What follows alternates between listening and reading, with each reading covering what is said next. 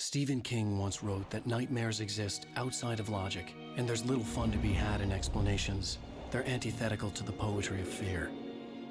In a horror story, the victim keeps asking why, but there can be no explanation, and there shouldn't be one.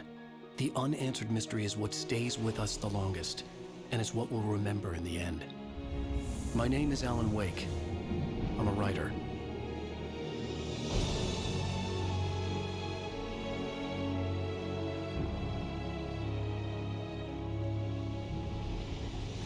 I've always had a vivid imagination, but this dream unsettled me.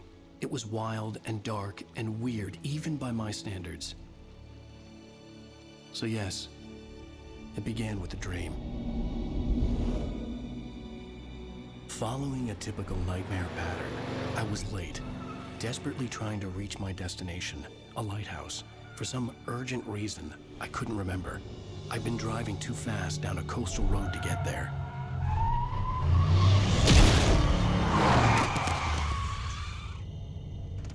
I'd seen the hitchhiker too late.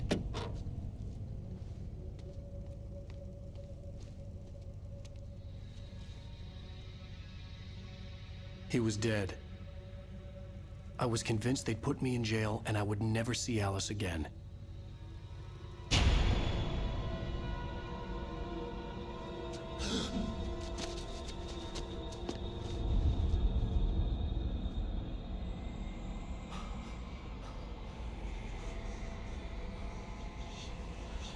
Suddenly, his body was gone. I was in shock from the crash. I could hardly stand my feet.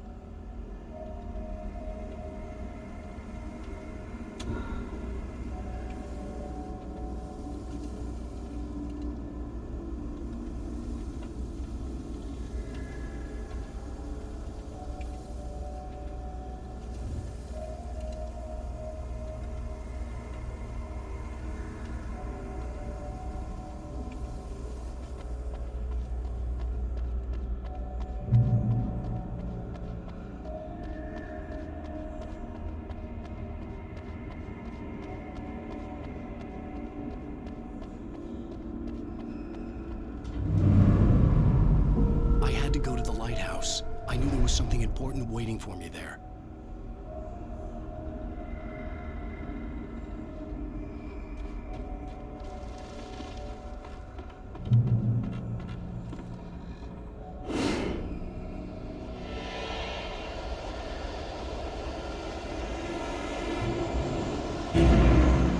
You don't even recognize me, do you, Ryder?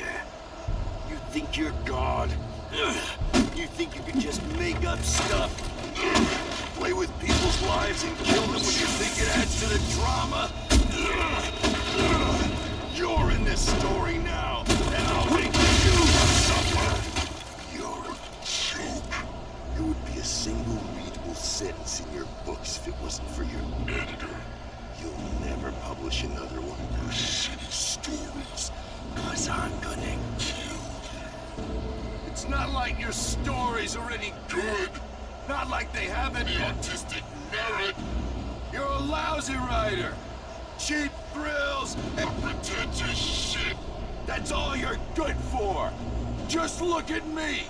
Look at your work.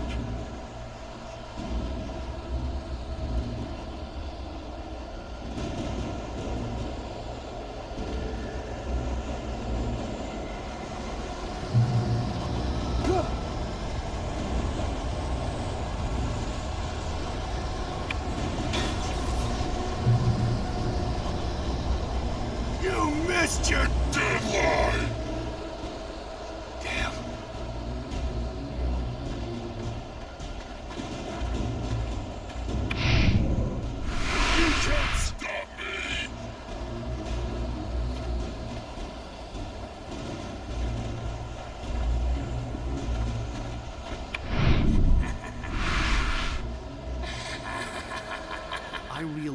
hitchhiker was a character from the story I'd been working on.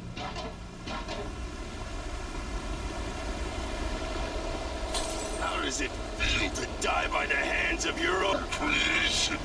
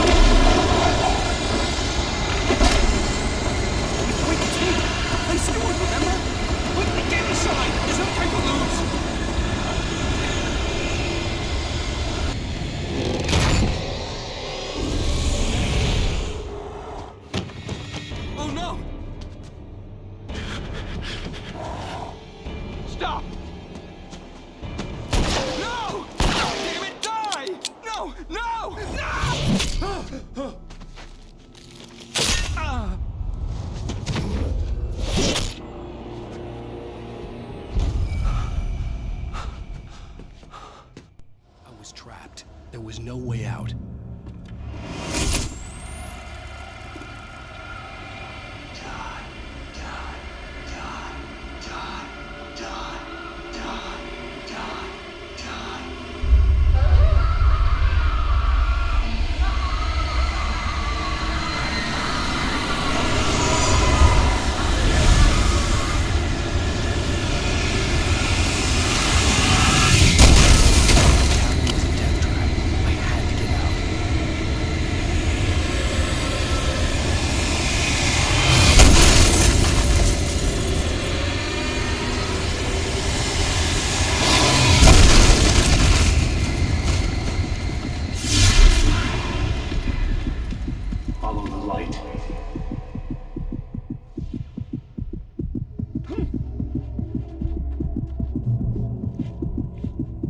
You are hurt. You should go into the light. You are only safe there.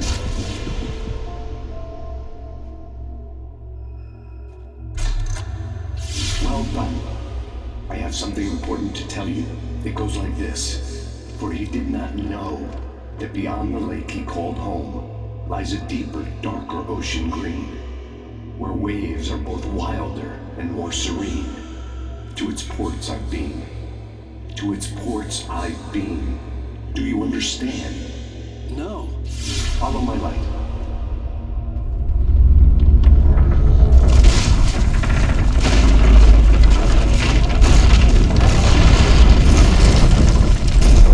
I entered your dream to teach you. The darkness is dangerous. It's sleeping now. When it feels you coming, it will wake up. There's no time. I can only show you the most important thing. The hitchhiker has been taken over by the dark presence. You can't hurt him now. The darkness protects him from all harm. Only light can drive the darkness away and make him vulnerable again. Here, take the light.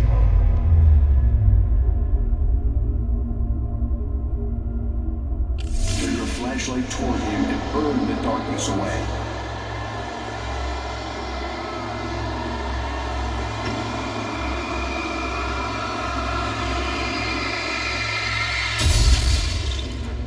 You did it.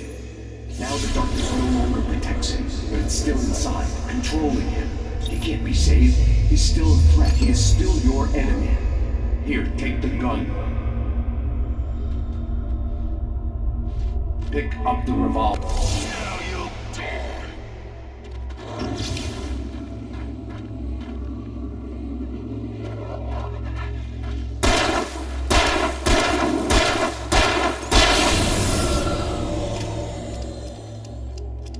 Good. You've done well. Remember what I've taught you. That is all. I will give you back your dream now. In the Nightmare, a terrible darkness was taking over the world. The lighthouse was the last safe place on Earth.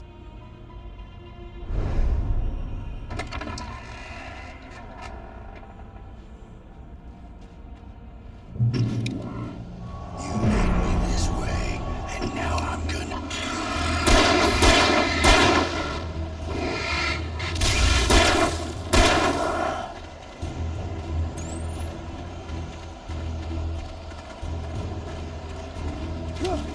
This isn't Wake!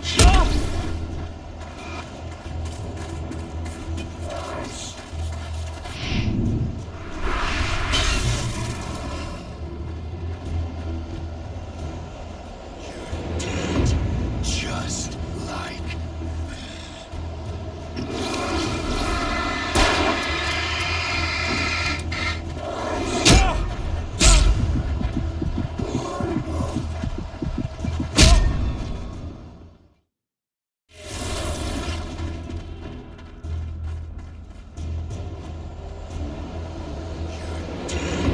Just like...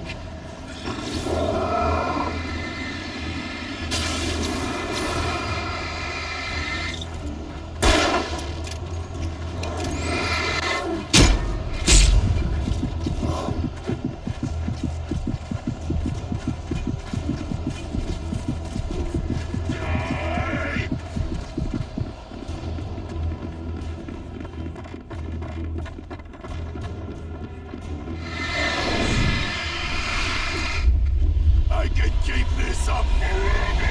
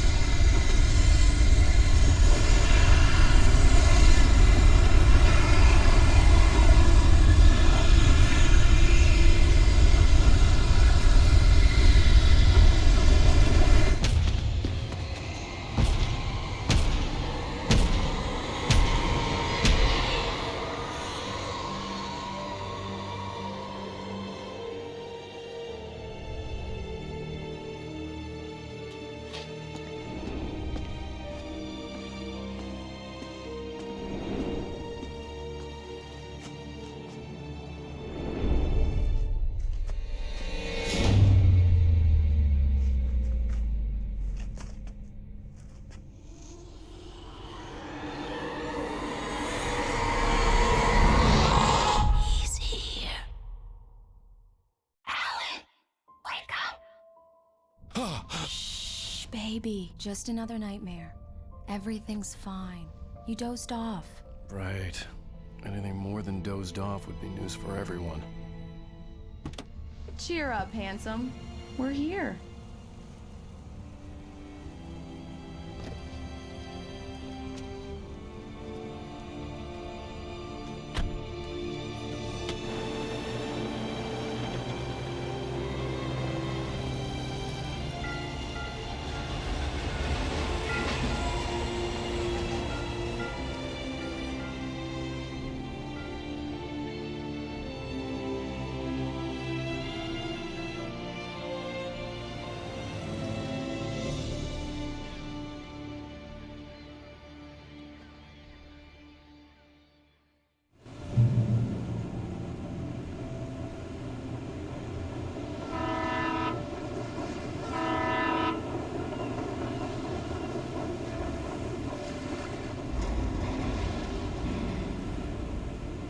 Let's act like we're on vacation. Go stand next to that old gentleman there. I want a shot of you with the town in the background. Sure. I'll even give you a title for the shot. A city boy, moments before he got eaten by a bear. Hi. Hello there. You picked a good time to visit our town. Deerfest is just 2 weeks away. Deerfest, huh? Did you hear that, honey? You have a lovely wife. And if you don't mind me saying, I'm Pat Maine, by the way. Nice to meet you. Yeah, I'm Alan Wake. I won't pretend I don't recognize a famous writer such as yourself, Mr. Wake. A pleasure. I'm an avid reader myself. I hope this isn't too presumptuous of me, but I'm the night host at the local radio station. Any chance I could get an interview? Look, Mr. Maine, I'm on vacation. In fact, I'd appreciate it if we could keep my being here just between the two of us. I'm sure you understand. Fair enough. You can trust me to be discreet. Not a hard man to track down if you change your mind, though. I hope you two have a lovely holiday.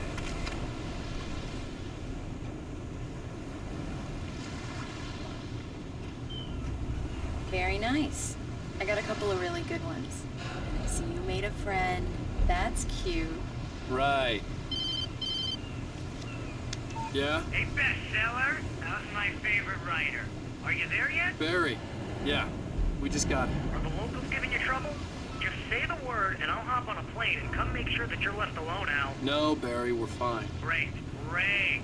Just want to make sure you can relax and recharge. So, how is the place? Has it gotten your creative juices flowing? Barry, we're just settling in. Okay, Al. I'll call back later to make sure you're doing okay. And you call me if there's a problem, okay? Okay. Just looking out for you, buddy. Talk to you later. I love you too, Barry. You know he's going to be calling you every 5 minutes. Barry is Barry. I can always turn off the phone. What did I tell you? Text message from Barry. He says hi to you too. Alan, we're here. Come on, let's get back to the car.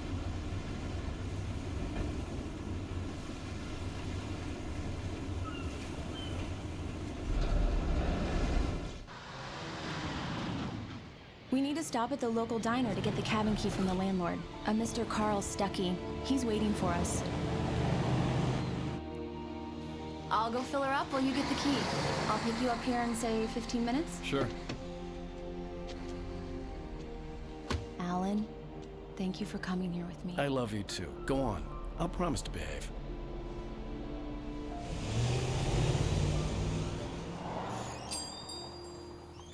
I'd forgotten there were still places like this. Towns where everybody knew everybody. Welcome to the Oh Dear Diner. Hi, I was wondering if you could help me. I'm looking for... Mr. Wake. Alan Wake. Oh, God! I am your biggest fan. I know people say that all the time, but I really am. I'm glad to hear that. Rose. Rose, I'm looking for Mr. Stuckey. Carl Stuckey? Carl? Oh, of course, Mr. Wake. He must have gone to visit the restroom. He'll be back in a moment.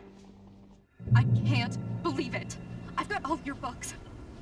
I got the cutout from the bookstore when they took it out of the window. And you keep it here. Well, okay. Good for you.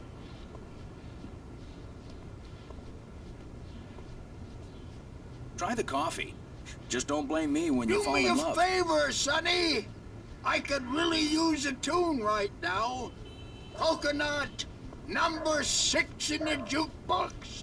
I'd do it myself, but both of my legs have gone to sleep.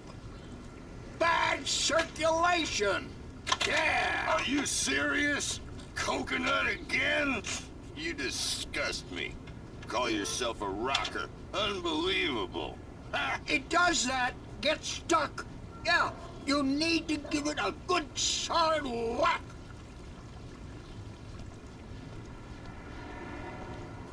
You put the lime in the coconut, drink them both up. Just because we're brothers, don't think I won't murder you in your sleep. Now that's what I'm talking about, yes! This is it. I've died and gone to hell.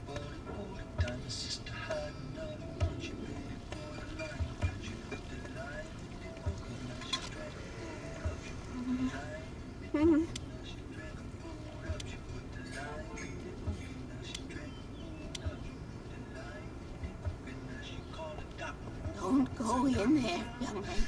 You can hurt yourself in the dark. I think I can handle it, ma'am. I didn't want to wait. I wanted to find Stuckey, to get the key and get out as soon as possible. The waitress was giving me a headache. Overeager fans always did. Hello? Mr. Stuckey? Carl couldn't make it. Unfortunately, he was taken ill. but I have the key for you and instructions on how to get to the lake. Okay. I wish you a good stay in my cabin. I'll come by later to check how you've settled in. And to meet your wife. I insist. Thanks.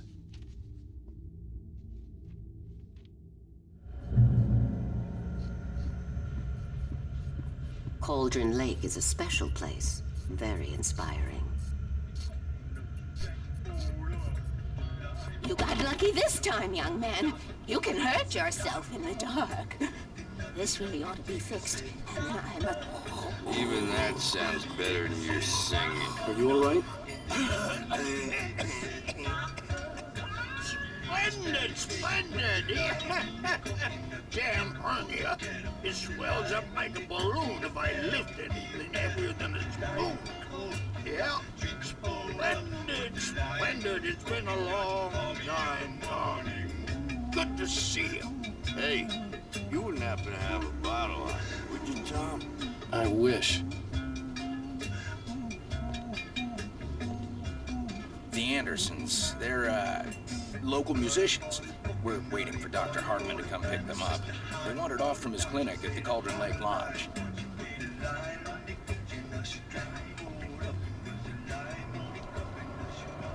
Bye, Mr. Wake.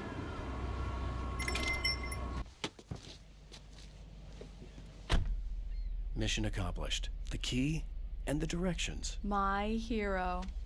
I got some flashlights, just in case. Hey, wait! Mrs. Wake! Your keys!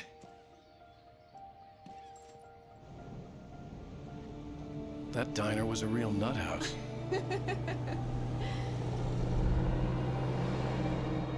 Can you believe this place?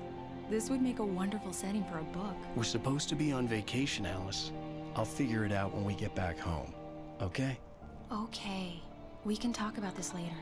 Pat Manning here on KBFF. I didn't want to talk about it. I wanted to bury my head in sand. Here's another one of my favorites to go with it. Once upon a time, I was a successful writer, but that was a long time ago. I hadn't been able to write a word in 2 years, not since my last book. And now the weather. It's gonna be a clear night, so you folks in the big city might want to look up every once in a while, see those stars winking down at you. It gets pretty dark out here, but they'll light your way.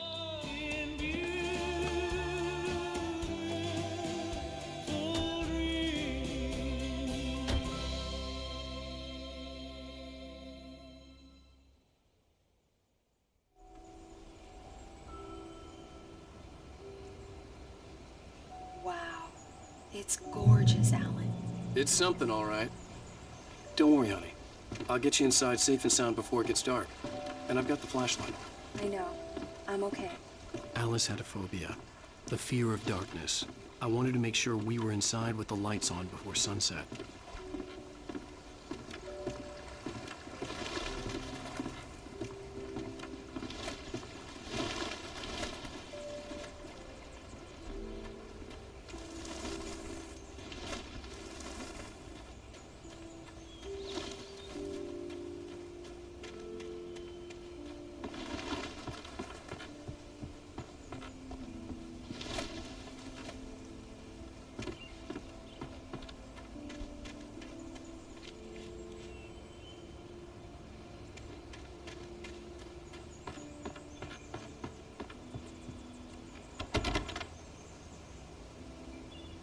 Here we go. Let's take a look inside. Come on. It's dark in there. We need lights. Can you figure out how to get the power on, honey?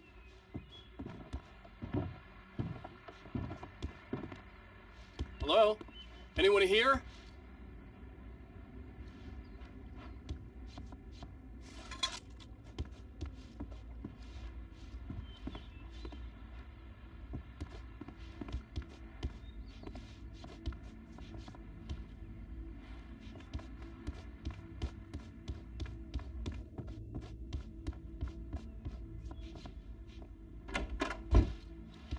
The cabin looked like a time capsule from the 60s, or even earlier.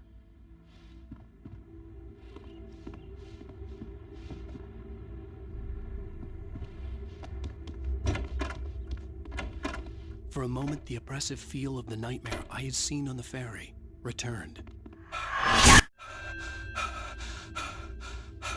Damn.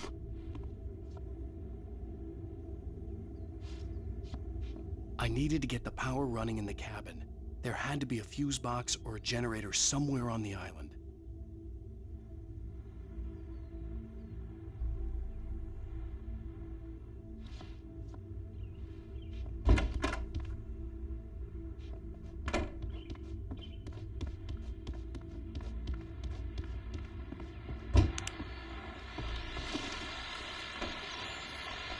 The Deer Fest guests have already started to arrive. Just ran into one on the ferry. A famous artist, no less. We'll see if we can rope him into an interview later on. Now let's go to the phone. Caller, you're on KBF-FM. Hi, Pat. It's Rose. Why, hello, Rose. What's on your mind? I know who that famous artist was. It was Alan Wake, wasn't it? He's my favorite writer. Well, Rose, I just saw him at the diner. Oh, I am so excited he's here. I'm sure he's glad to be here, too. Well, folks, I guess the secret's out. This is Pat Maine on KBF-FM. And now some music. Great. So much for keeping a low profile.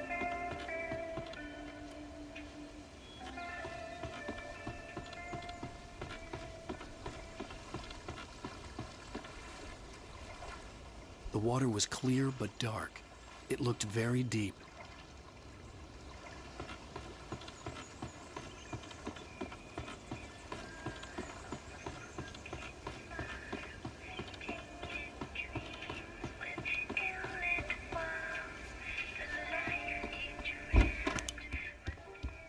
The power cable goes to that shed over there.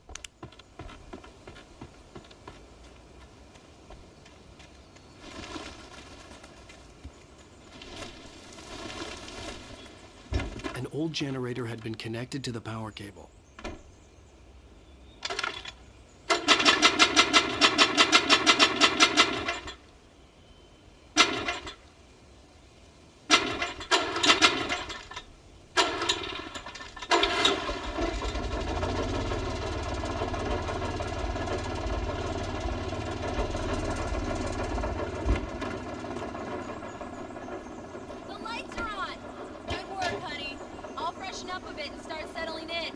Okay, I'll look around a bit.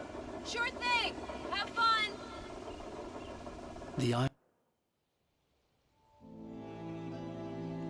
It was a beautiful place. I told myself I could rest here, sleep here, and forget about my work.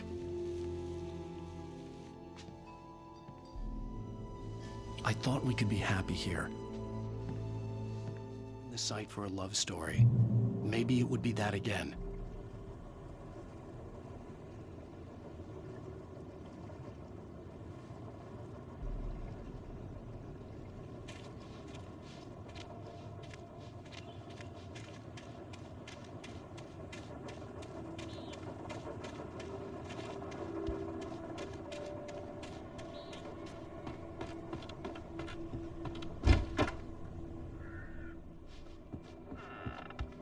Alice? Honey? Alan, I'm upstairs. I have a surprise for you. Well, hello there. I'm not the surprise. It's in the study. Go take a look. Okay.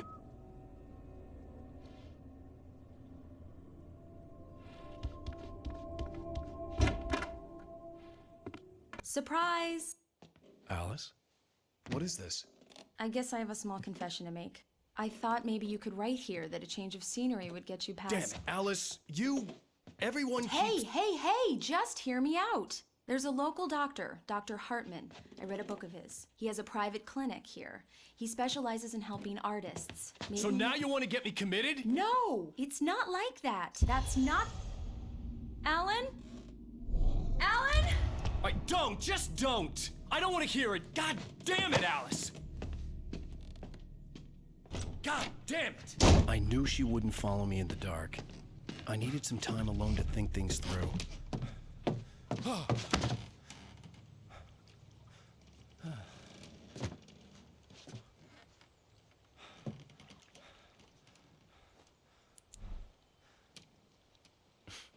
Damn it.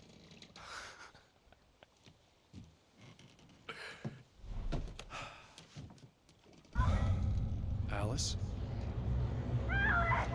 Alice?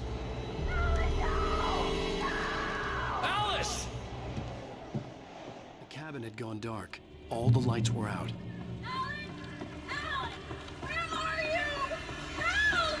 Alice, I'm coming! All right, I'm coming! No! What the hell? Help me! Alan! No! Alice? Alice?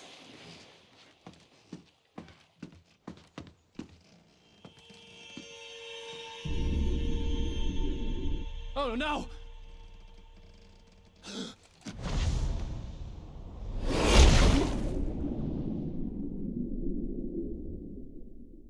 Keep going. Wake up. Alice?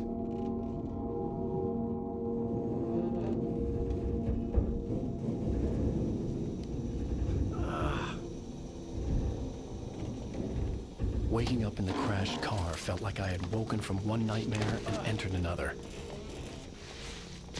I couldn't remember how I got there. All I knew was that something terrible had happened to Alice. The phone was dead. I'd have to find help on foot.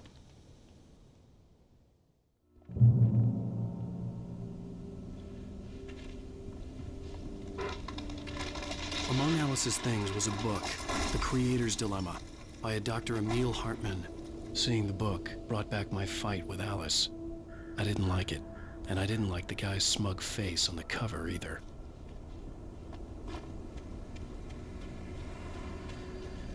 The gas station was my best bet. They'd have a phone I could use. It looked like a long hike through the forest to get there.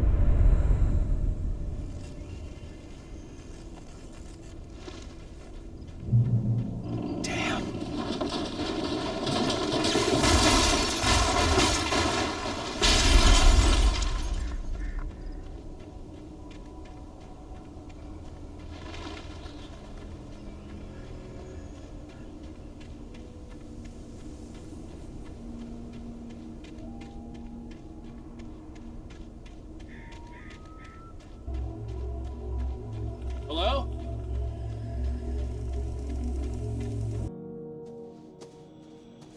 Hello? Is someone there?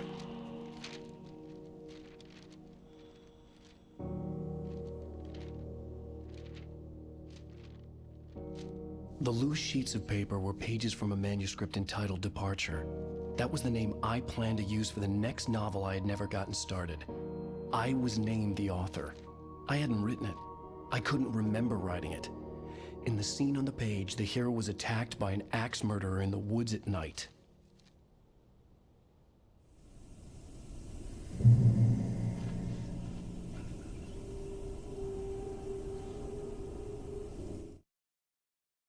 The man turned to face me. His face was covered in shadows. It was hard to make him out in the darkness of the forest that surrounded us, but the axe he lifted was plain to see. It glistened with the blood of his victim. He grinned madly. The shadows were alive, distorting his features. It was a scene from a nightmare, but I was awake.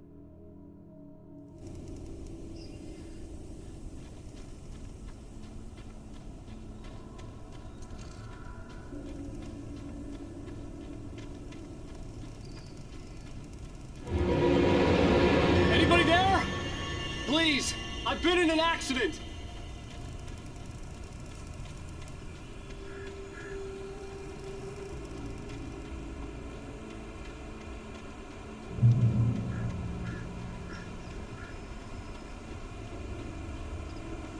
The lights up ahead were a good sign. Maybe I wouldn't have to hike all the way down to the gas station to find a phone.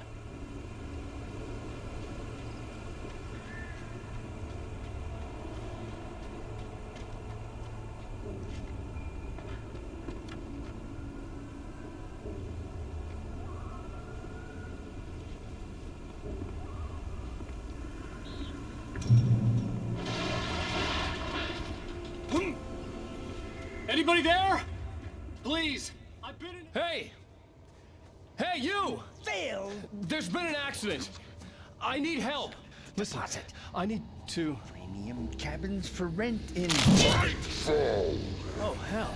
Carl Stucky. Pleased to meet you. Non-refundable reservation deposit required. Fair and square. And square.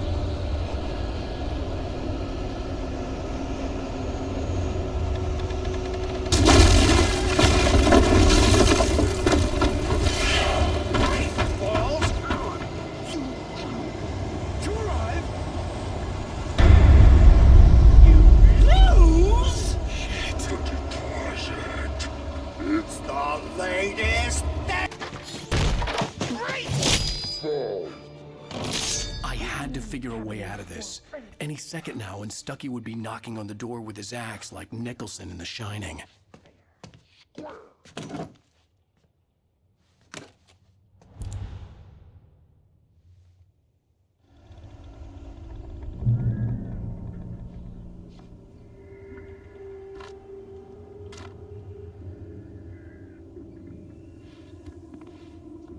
during your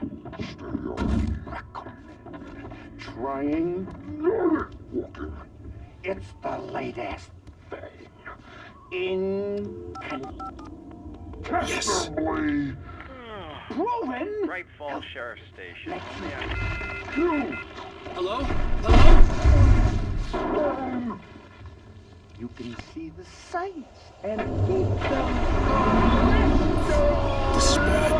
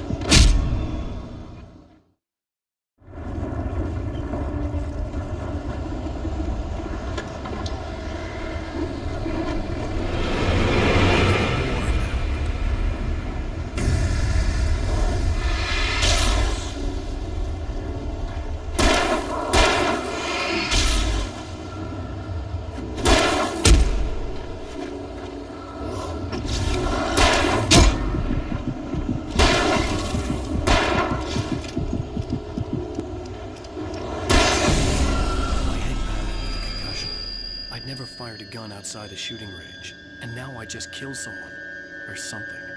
There were no bodies. They just disappeared. If I was dreaming, it felt real enough to make me sick.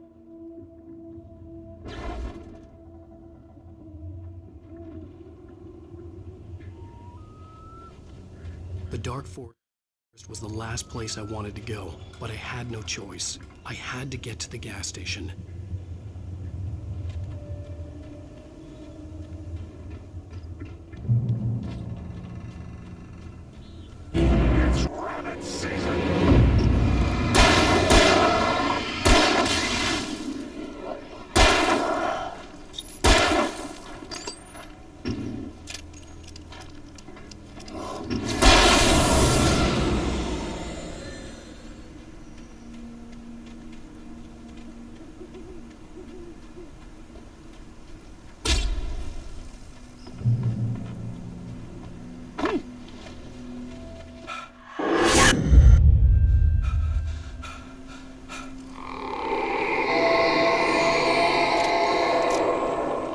What the hell was that?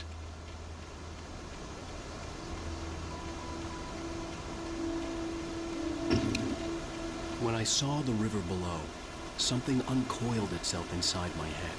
I realized that I'd have to find a way across. I didn't even want to look at the water.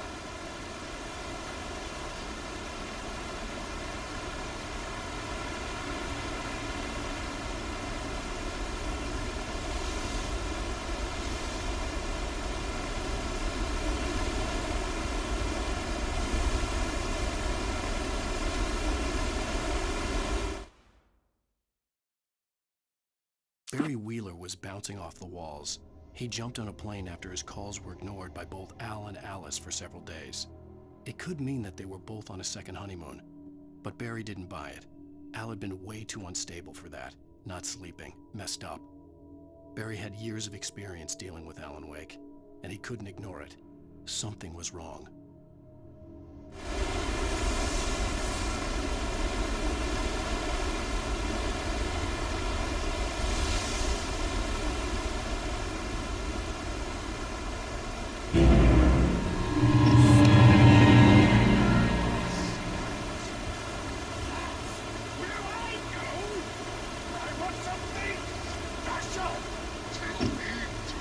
Stucky was still out there, in the dark, stalking me.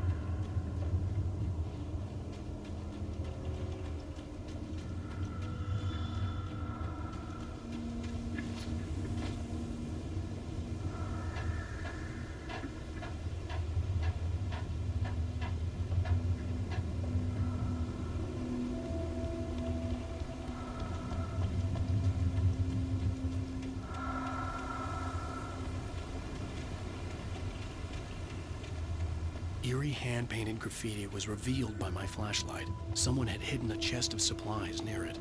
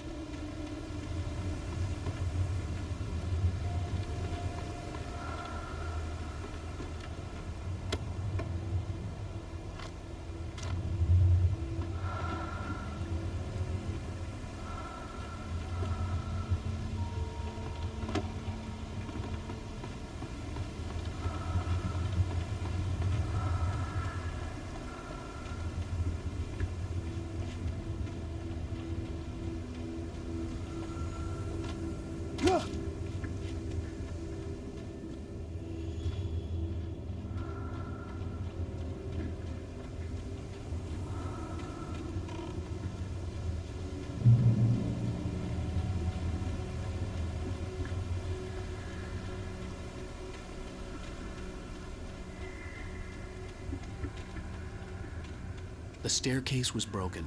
I had to make my way up some other way.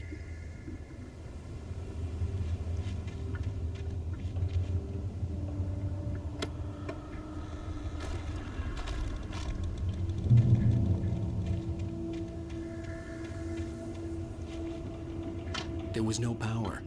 There was bound to be a generator somewhere at the logging site.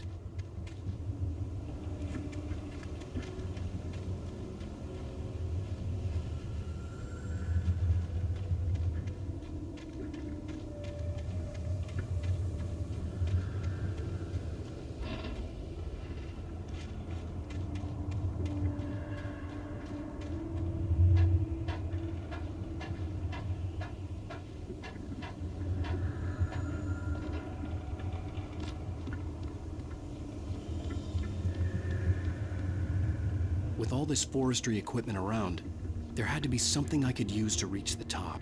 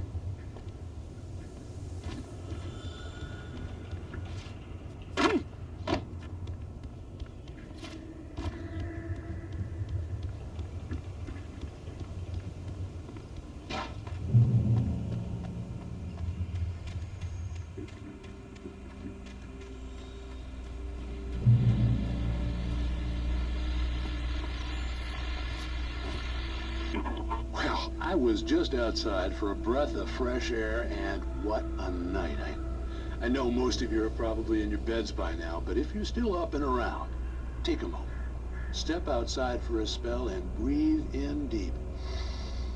The weather is absolutely still. The sky is crystal clear. It's like the forest is quietly breathing along with you. As you listeners know, I'm a night owl, and it's on nights like this I wish I wasn't cooped up in the studio. Makes an old man like me wish I could just roam wild. But here I am, and who'd keep you company all night long if I weren't? It looks like I'm not the only one staying up late. Caller, you're on the air. Hey, Pat, it's Maurice Horton. Hello, Maurice. What are you up to? Well, I was just taking Toby on his walkies. Oh, isn't it beautiful out there? Sure, but Pat, the reason I called is that Toby heard something rustling in the undergrowth and took off after it, and I couldn't couldn't find him. Probably a rabbit. Sure.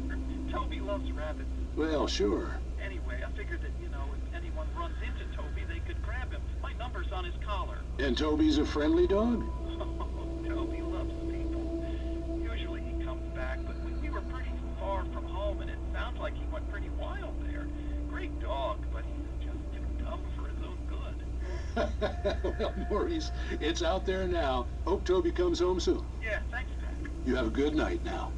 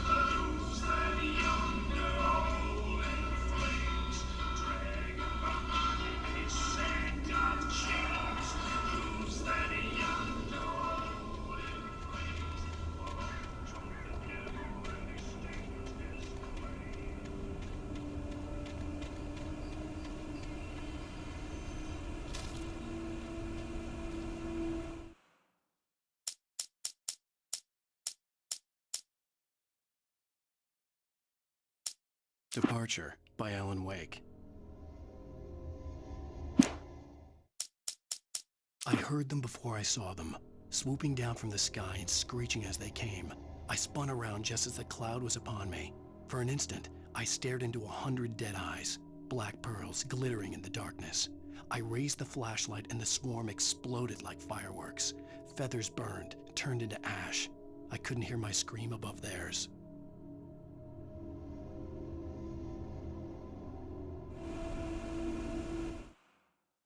At first, I kept finding the pages as if by accident. The book I couldn't remember was either a terrible and true prophecy or an act of creation that had rewritten the world. I began to hunt the pages feverishly, for they held the answer to the mystery. With it, I could save myself. With it, I could save Alice.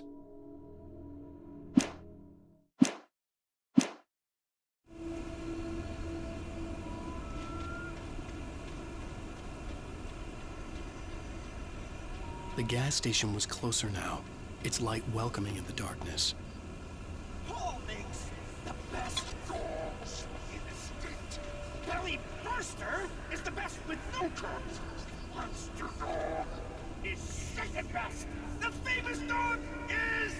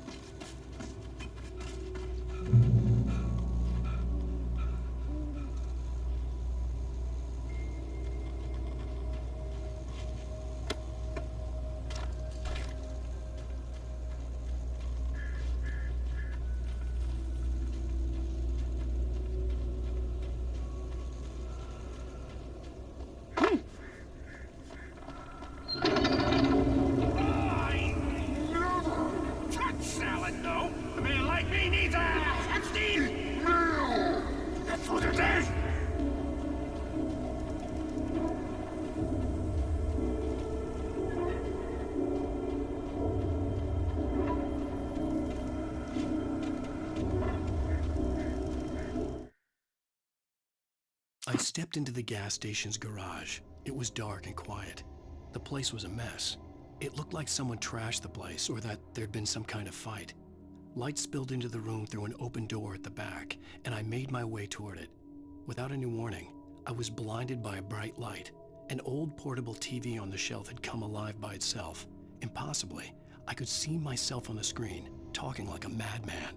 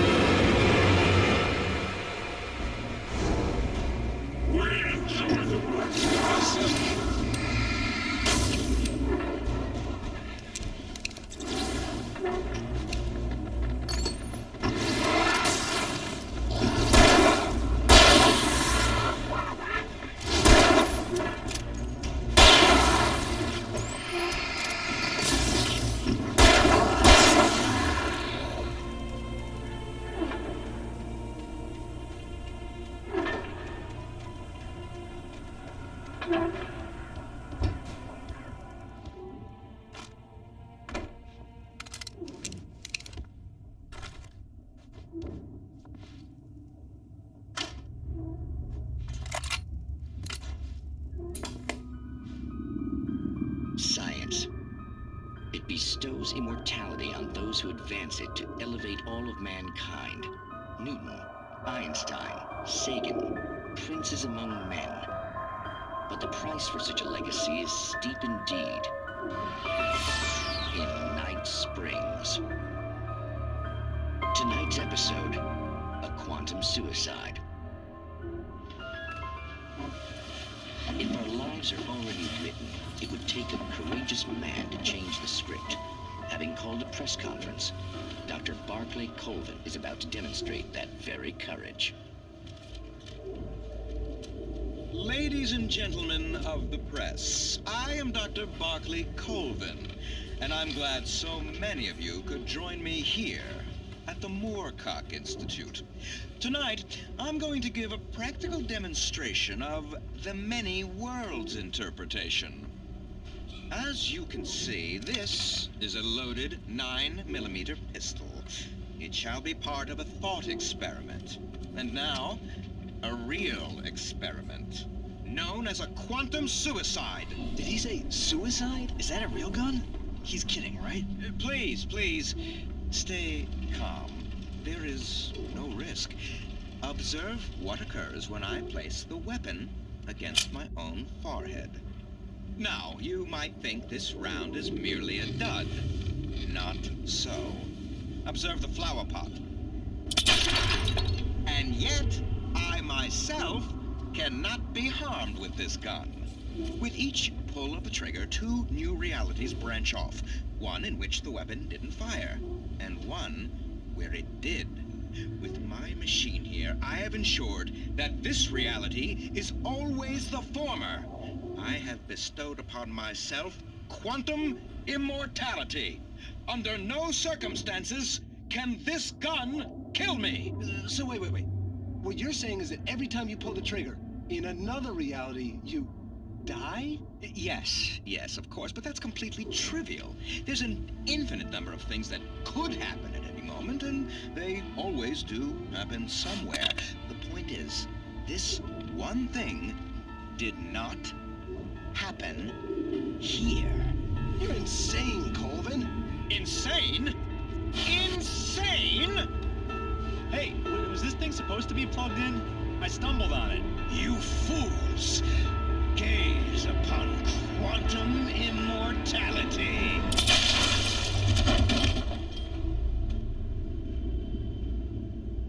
Poor Dr. Colvin, felled by his own hubris or the ignorance of the masses. Perhaps he should have left the crate unopened, the decaying atom unobserved. Curiosity often kills the cat. In Night Springs.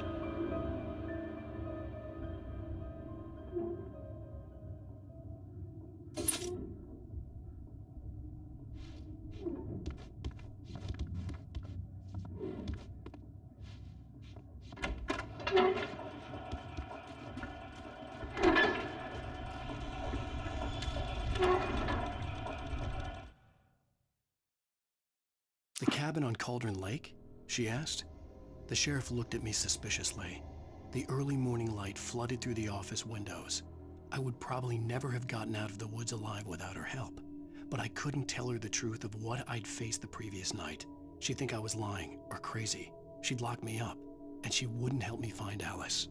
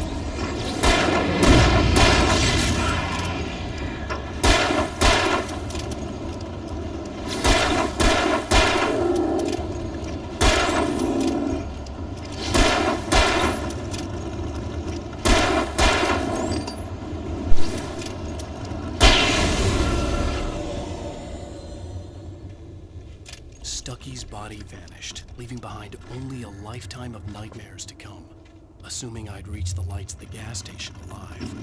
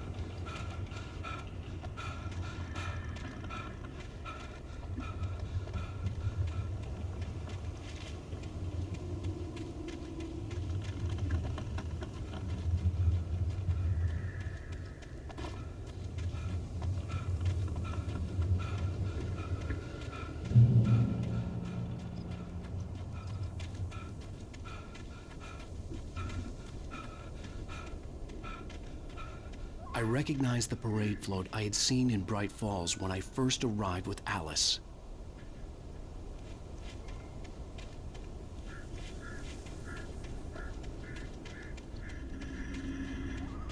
After the insanity I had just experienced in the darkness, the lights of the gas station felt comforting. At least for a moment, the sane world reasserted itself.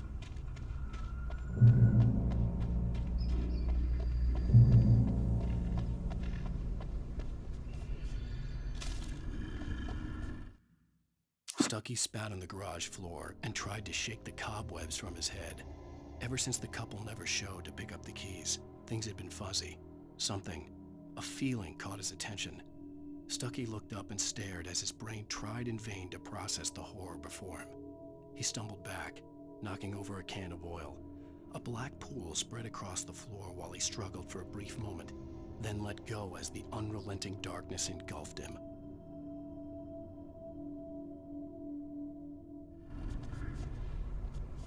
The Deer Fest had been 2 weeks away when we arrived. If the day count on the banner was right, I was missing a whole week between the night we got here and now.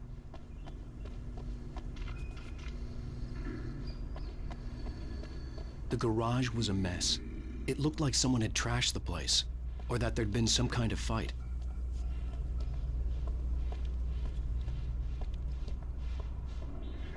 All right. I'll keep writing. Outside, there's only darkness. Outside the cabin, outside the story, there's only darkness. I can feel her presence in the dark. Just now, I could smell her perfume in the room. I'll reach her. I'll fix it up.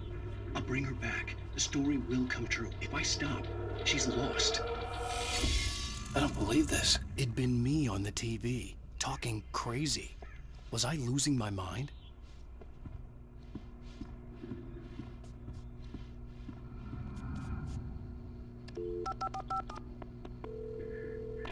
Great Falls Sheriff Station.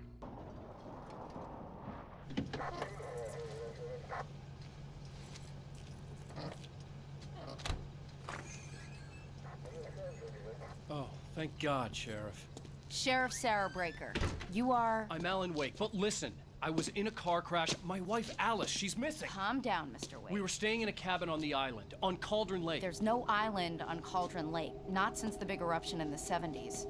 Please, I can take you there, okay? You look like you've taken a pretty bad knock to the head. Are you okay? Listen. We'll figure this out. Please get in the car. We'll swing by the lake and then we'll go to the station, okay? Mr. Wake, have you seen Stucky, the guy who owns this place? I realized I couldn't tell her what had happened in the forest. She wouldn't have believed me. And then she wouldn't have helped me with Alice.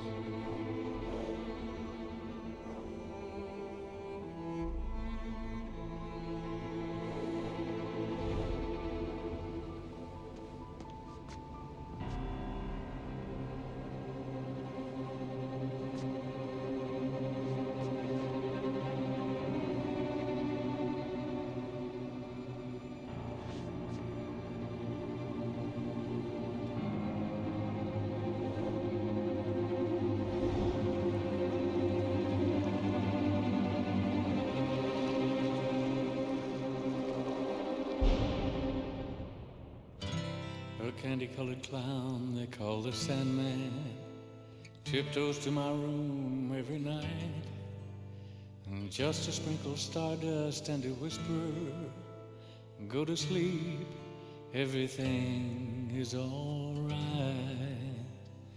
I close my eyes, then I drift away into magic night.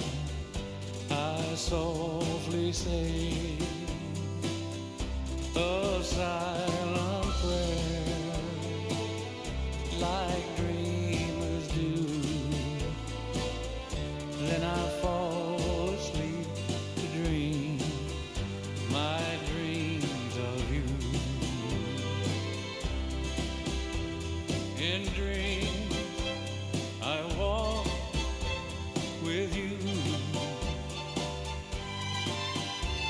In dreams I talk to you.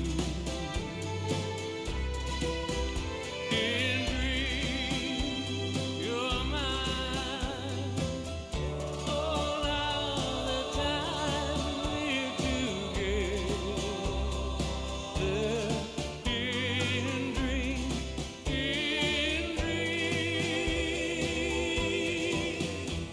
But just before the dawn,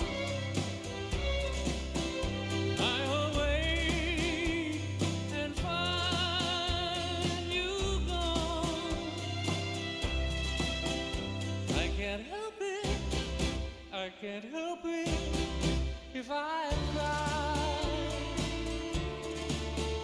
I remember that you said goodbye. It's too bad that all these things can only happen in my dreams.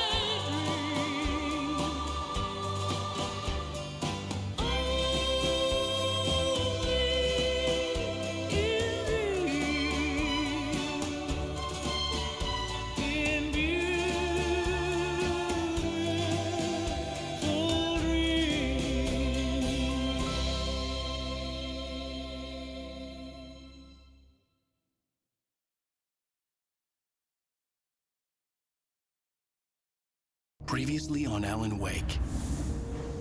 I came to Bright Falls with my wife, Alice. Thank you for coming here with me. I thought maybe you could write here. I don't want to hear it! God damn it, Alice! Now, she's missing. Alice? Alice? I woke up behind the wheel of a crashed car. I'm missing a week. I was attacked by shadowy men straight from a nightmare. The sheriff took me to the lake Alice and I had stayed at. But the cabin had disappeared.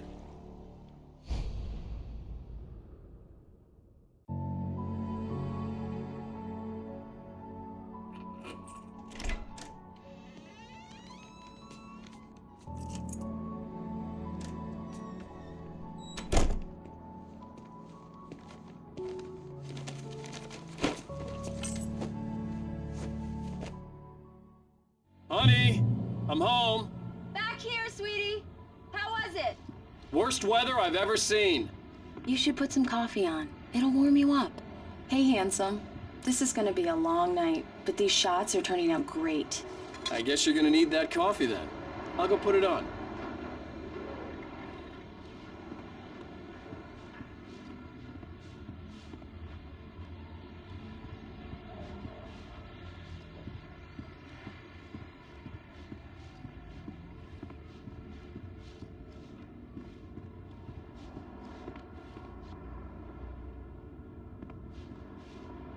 Coffee's on. Great, thanks. I'll need it if I'm gonna finish this by tomorrow.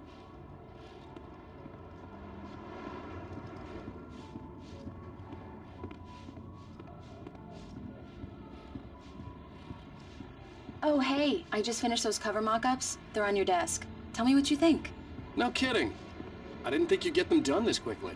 On occasion, I can perform all sorts of miracles, my dear. Oh, really?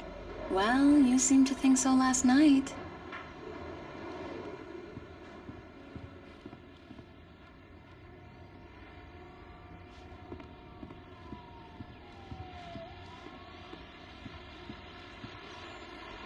These look really good. Oh, sure, until Barry gets his hands on them.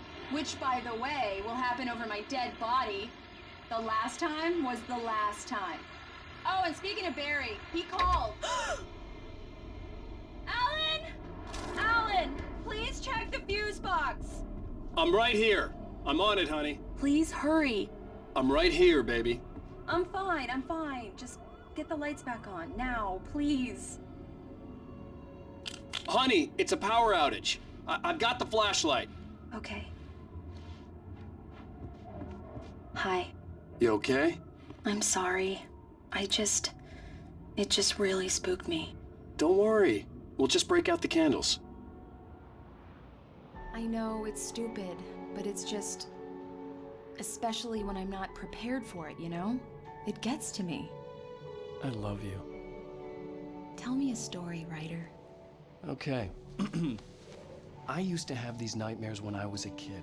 The dark really spooked me, too. When it got really bad, my mom gave me this old light switch. She called it the clicker. The clicker, huh? Yeah. If I ever got scared of the dark, I could just flip the switch and a magic light would scare the monsters away. Oh, sure. Here it is. Alan. Maybe it'll help you, too. Yeah, nice story, writer boy. You made that up right now, didn't you? No. Seriously. I love you, even if you are a liar. Thanks for this.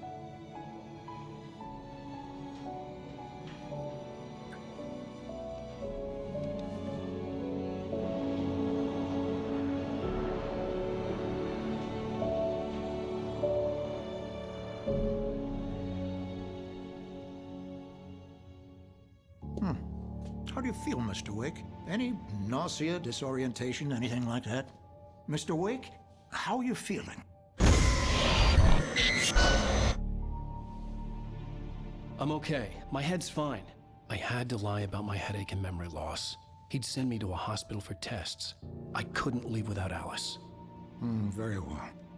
I don't think you have a concussion, but you've obviously been through quite a shock. You should take it easy for a couple of days. Thanks. Well then, Mr. Wake, we're done here. If the pain gets any worse or you experience any other symptoms, you should come see me. I'll let you get on with it then. Sarah, Sheriff Breaker, is waiting for you. She's very good at her job. I'm sure she can locate your wife in no time. Doc Nelson was the image of a small-town doctor. Sheriff Breaker had called him to the station to take a look at the cut in my head.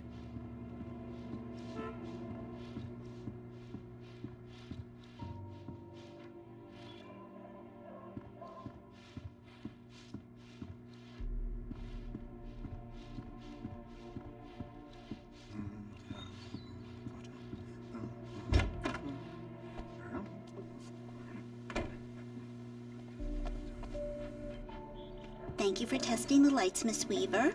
Everything seems to be fine. I don't have the luxury of being complacent, Deputy Grant. The bulbs will need changing soon. You can't change them in the dark. I'll be sure to take care of it, Miss Weaver. Have a nice day now. Very good. I'll come back later on to remind you, just in case. Mr. Wake, the sheriff is waiting for you in her office down the corridor. That was Cynthia Weaver. I guess you can call her the town eccentric. She used to be the editor of the local newspaper, but she's focused on, other things these days. She'd fit right in where I come from. As you can see, she's a little obsessed with maintaining the light bulbs of the whole town, refuses to step on shadows, things like that.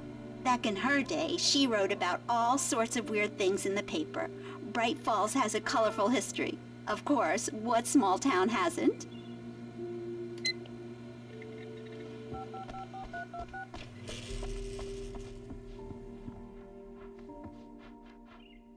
Yeah, it's Mulligan here. I'm at Stucky's gas station with Thornton. There's no sign of him. Over. Wait. Yeah, this is Thornton. Look, we've located the parade float. It's here. That's some good news, right? Stucky was supposed to be driving it at the rehearsals today. Over. Oh, give me that. Mulligan here. Looks like someone really thrashed the garage. Over. Okay, roger that, guys. Keep looking for Stucky. Jane's out.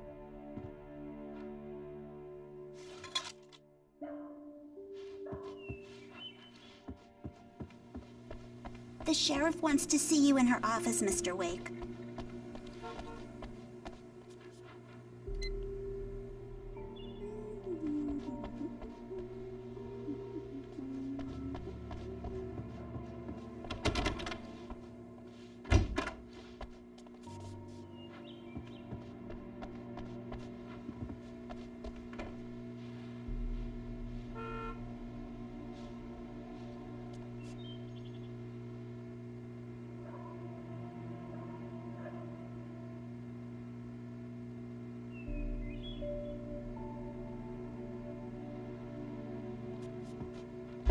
Come in, Mr. Wake. Your phone's on the desk. The battery was dead. It's charged now.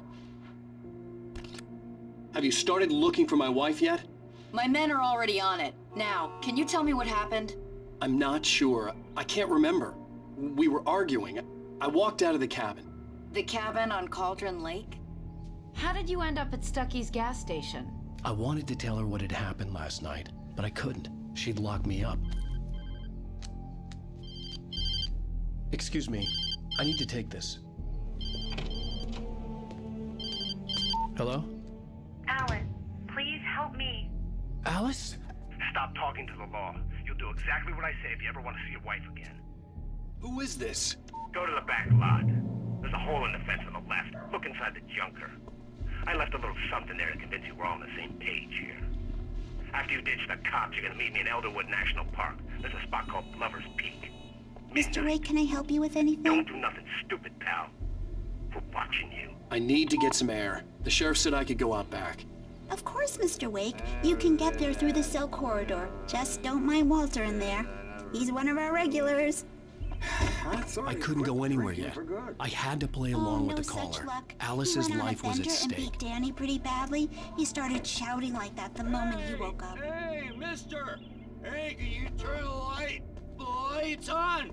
The deputies, they don't understand. They won't listen to me. I need it to be bright in here.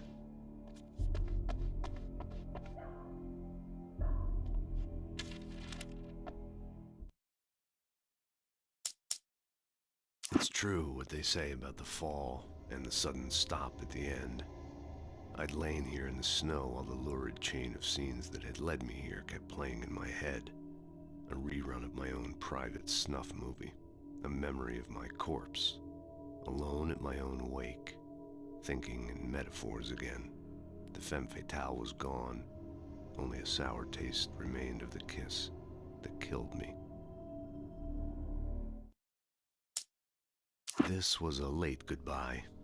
13 years after I'd gotten my revenge, it had finally caught up with me. It had been a long time to bear the pain. My blood painted the snow red.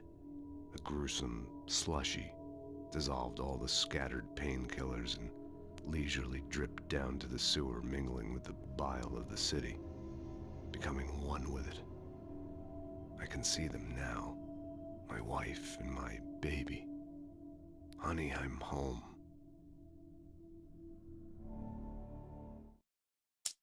In spite of its human mask, to describe the dark presence as intelligent would have implied human qualities on something decidedly inhuman. Nonetheless, it found the one spot in the diner that was dark enough. Some light spilled into the corridor, ravaging it. But it took the pain. Horrible as it was, the writer would soon fix that. He would be coming to the one place where it still had power. Hey! Hey! Hey! Hey! Hey! The early morning light hurt my eyes and made my head ache. The man on the phone had said, "Go through the fence on the left." Thank you, man. Thank you. Hey, you're all right. You're a good guy. Don't let anybody tell you different. You know, I shouldn't even be in here. The cops, they got it all wrong. See, The caller had told me to find a hole in the fence behind the police station. There was something for me in an abandoned car. At the time, I only got drunk afterward. Okay, listen. You gotta listen carefully now. Here's the kicker. That wasn't Danny. No, sir. It only looked like him. You wanna know who it really was? I'll tell you who it really was. It was a goddamn space alien! I know it sounds like something a drunk would say, but believe me, I wasn't drunk then.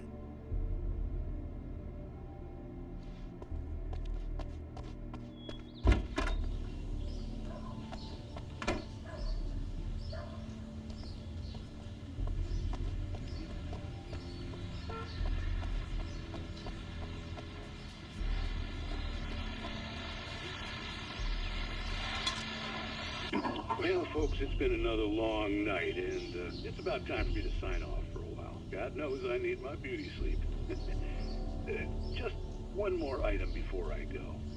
It's been a busy night for the Sheriff's Department. We've had a few broken windows, even a report of shots fired on Main Street.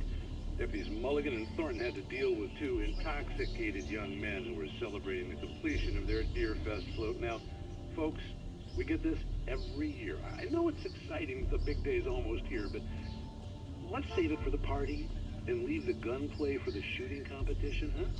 There's no point in getting all worked up yet.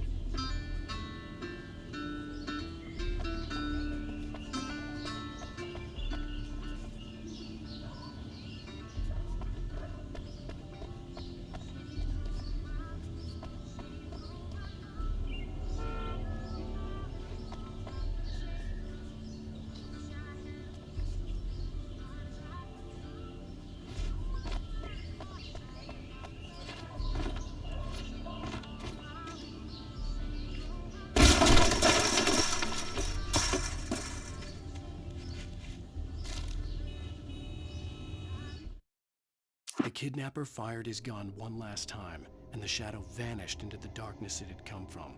See? Nothing to it, Wake. The thought of Alice in his hands was revolting. We stood on the wooden platform of Lover's Peak, the waterfall on the mountain behind us, the lights of the radio mast blinking red in the heights above. I fought with the urge to take a swing, force myself to speak. Let's cut the act now. Where's my wife? Alice's driver's license had been placed on the front seat. The caller meant business. Barry? Ow! Ow! Thank God! Where the hell have you been?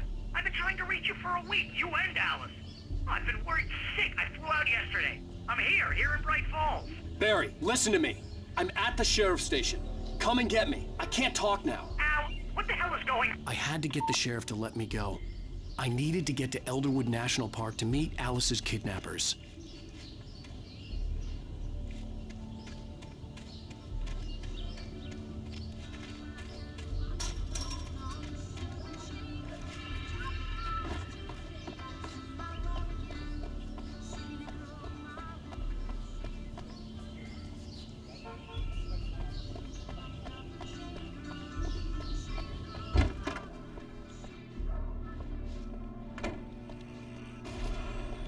A writer is a light that reveals the world of his story from darkness, shapes it from nothingness. The way a sculptor carves a statue from a block of granite. If I stop, the world I'm making dies. Darkness will reclaim it. It's a long, hard journey into the dark. Alice's life is at stake, but I can't think about that, or I'll lose it. The dread lingers at the edge of perception. I'll push on. Anything is possible here. I'll write the story. I'll save her. Marvelous, Sarah. I just wanted to settle all the damage the Anderson brothers might have inadvertently caused on their recent and regrettable little outing. They are not accountable for their actions, of course. I can assure you that my staff has been reprimanded. Tor and Odin never caused any trouble to anyone when they were still living at their farm. Indeed. All we can do is to slow down the progress of their dementia. Are you feeling any better, Mr. Wake? I'd like to leave. Am I free to go? Well, we still need to talk about... Am I under arrest? No, of course not. But I need to know where you'll be staying so I can get in touch with you. I'd avoid the motel. The Majestic is known for its roaches. The cabins at Elderwood are pretty nice, though. That sounds perfect. I'm Dr. Emil Hartman. I'd like to invite you to stay at Cauldron Lake Lodge. Did you talk to my wife? I had the pleasure of discussing your situation with her on several occasions. Did you set something up with her? I invited her here. My clinic is a place where... Oh, hey! Oh, my! Take it easy. Hey, nobody move! Get your hands off of my client! Who are you? I'm Barry Wheeler, his agent. If you have business with Mr. Wake, you talk to me. You yokels won't know what hit you once I sick my lawyers on your asses. No harm done, Sarah. I'm all right. I don't want to press charges. Mr. Wake, my offer still stands. Get me out of here. What the hell was that about, Al? We don't need a replay of that thing with the paparazzi. I thought they were gonna lock you up. I had to talk to someone. I told Barry everything. He thought I was certifiable, but when he heard about the manuscript, I had him. The fact that I'd written something, even if I couldn't remember it, was enough for him. He smelled money. And he believed that Alice had been kidnapped. Anything beyond that was another story. I had a midnight appointment with the kidnapper in a place called Lover's Peak, somewhere in Elderwood National Park. The plan was to rent a cabin. I don't like it, Al. I don't like any of it. It's not good. In fact, it's the absolute opposite of good. Mr. Wake! Barry, you found him. Hi, Rose. Oh, wow. I was just thinking about you, too. Great. I was just bringing Rusty some coffee. He's on the balcony, looking after Max. Poor thing. I really need to go. Great to see you again, Mr. Wake. Later! Who's Max? What an airhead. Jeez, Mr. Takes a swing at everybody. This is not her fault. She's a very nice girl and, more importantly, a fan. She even has a fan site dedicated to you. And she was very helpful when I was looking for you. Seriously, Al, what you were saying in the car? Just listen to yourself. What, you shot a guy and his body just disappeared? When was the last time you slept? What, are you high? Have you been drinking? No! Look, Barry, I'm missing a week, and someone's got Alice. Do and you everything's understand what it sounds like when you say stuff like that? Don't get me wrong, it's a good story, could be a bestseller. But when you start confusing fiction with reality, you're buying yourself a ticket to the funny farm. Wait here.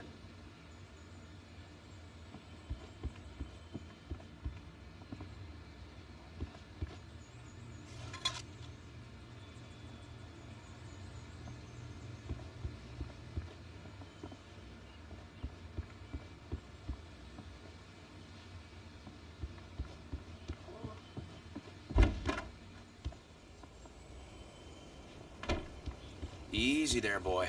I'm almost done. Hey, Rusty, right? You rent cabins. Oh, Mr. Wake. I'd shake your hand, but mine are kind of full here. Actually, I'm sorry about this. Would you mind grabbing the registration form from the desk? It's just across from Bucktooth Charlie. Okay, sure. What happened? Crazy poachers. Max here got his foot caught in a trap. They're illegal to use here. Hell, you're not supposed to hunt within the park at all. But that doesn't stop some lowlifes. Well, at least Max is gonna be okay. You got lucky. Max is still groggy from the shot I gave him, and I'd rather not leave him alone just yet. The form's on the desk across from the mammoth skeleton.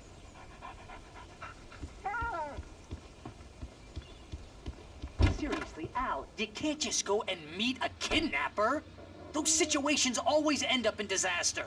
You gotta talk to the cops. She's my wife, and it's my call. Can we talk about this later? No. This whole thing, listen, you hit your head. I mean, geez, Al, come on. You gotta understand how crazy all this sounds. If you're trying to pull a joke on me, freak me out, it's working. Ha ha, let's have a laugh on Barry. Well, you had me going there real funny, Al. You can quit it now.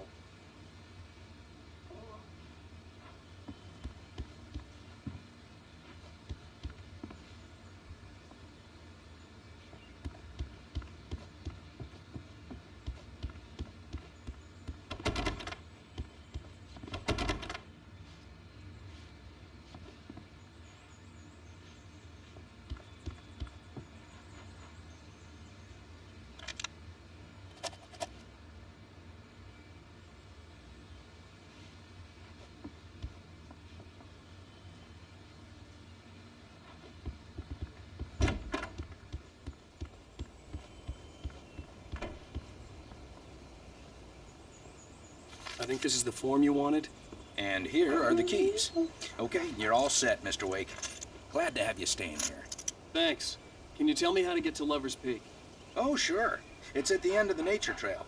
Just follow the paths, you'll get to it eventually. It's an easy walk. Nice spot, too.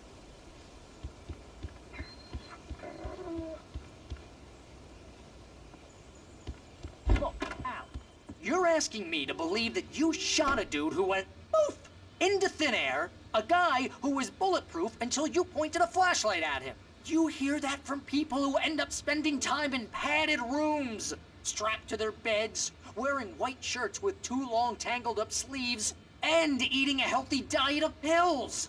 Al, you make cruel jokes about people who believe that kind of stuff. You're the skeptic. You gave me an hour-long lecture on homeopathy last month. What was it? If there's no proof, it's pure bullshit. Period. Guess the laugh's on me then. Al, come on! I mean, okay, maybe something weird happened to you, okay? Well, thanks for the heartfelt vote of confidence. All I'm saying is you gotta throw me a bone here, bestseller. What would you think if it was me? There's no way you should be going out at midnight with a gun. No one asked you to come here, Barry. Either work with me on this or go straight back to New York. Your choice. Uh-huh.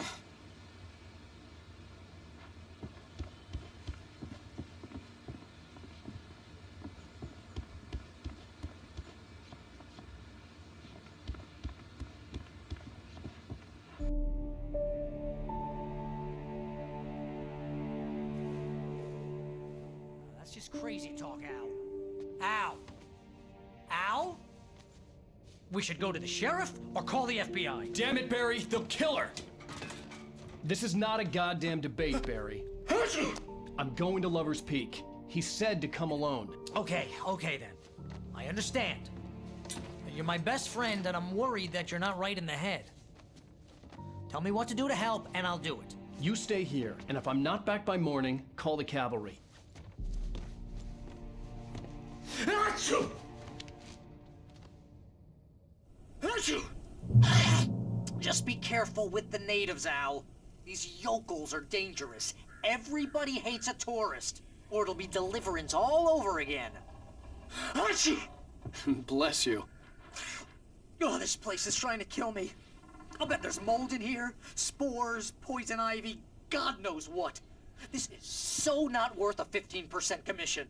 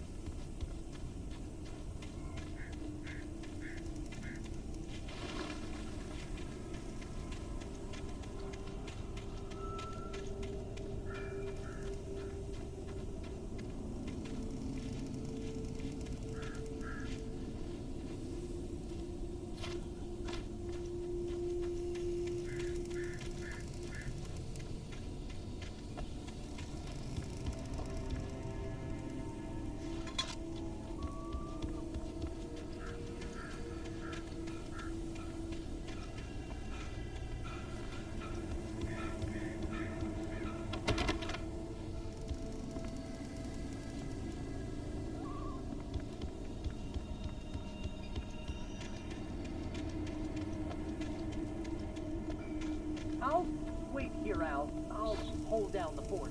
I'll be with you in spirit every step of the way, Al. Locking the door now.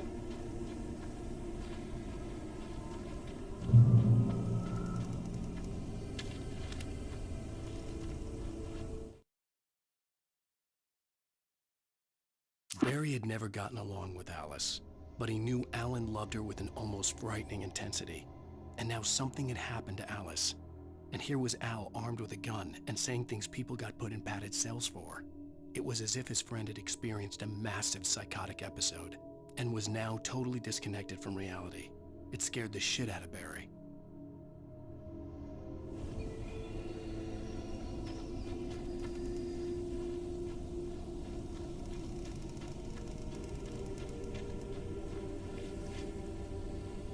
I knew I should have gone to the cops. This wasn't the smartest thing I'd ever done, but I was still angry with Barry for trying to talk me out of it. These people had called me right in the sheriff's station. The cops wouldn't scare them, and they had Alice.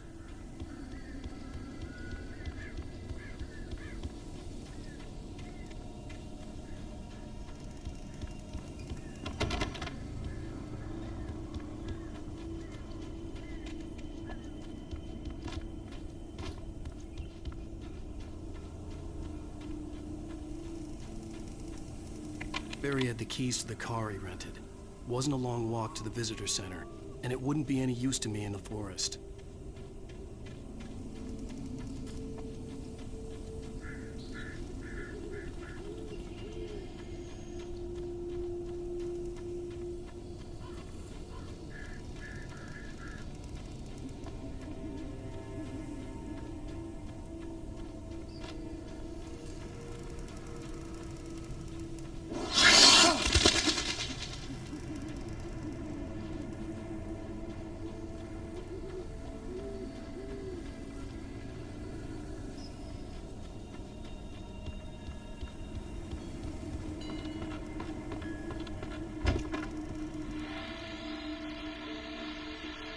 Welcome back to the show, folks. As promised, our very own Dr. Nelson has just parked his rear end in the studio. Doc, what's your Deerfest plan like?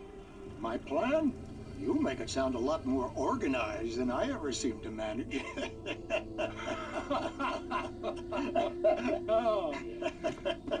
No plan, really. Just taking the atmosphere. I'm getting a little too rickety to do much more than that, you know.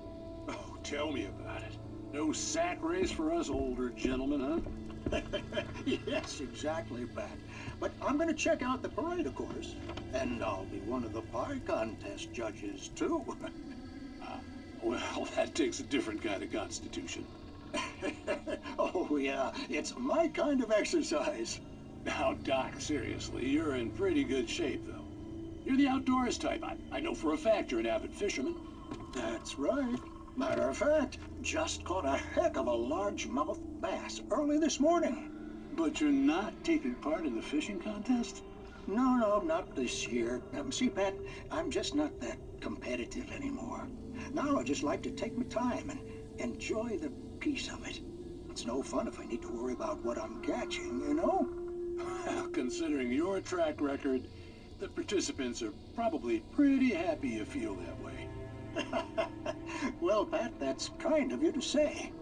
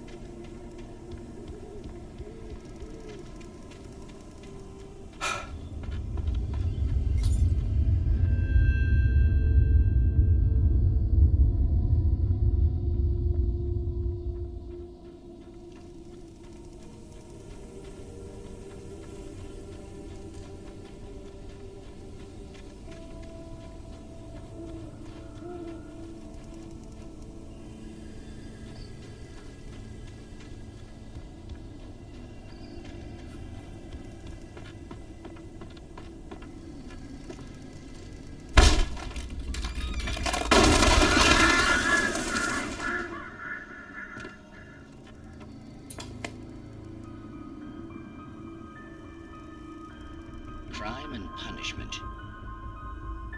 The cancer and cure of civilization. But some crimes are impossible to punish, especially in Night Springs. Tonight's episode, The Man in the Mirror.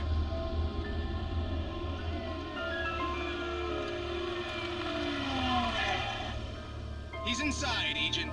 He's a weird one. So, you're confessing to killing that guy, huh? Why? Had it coming? Yeah, but why would you do that? I mean, you're a nice guy. Normal. Took your kid to a soccer game. So how come at the game, you pick a guy and, quoting from the arresting officer's report here, assault the victim's head area repeatedly with the weapon of choice being a pair of bare fists? Wow, that sentence really flows, huh? Maybe you're not the literary type.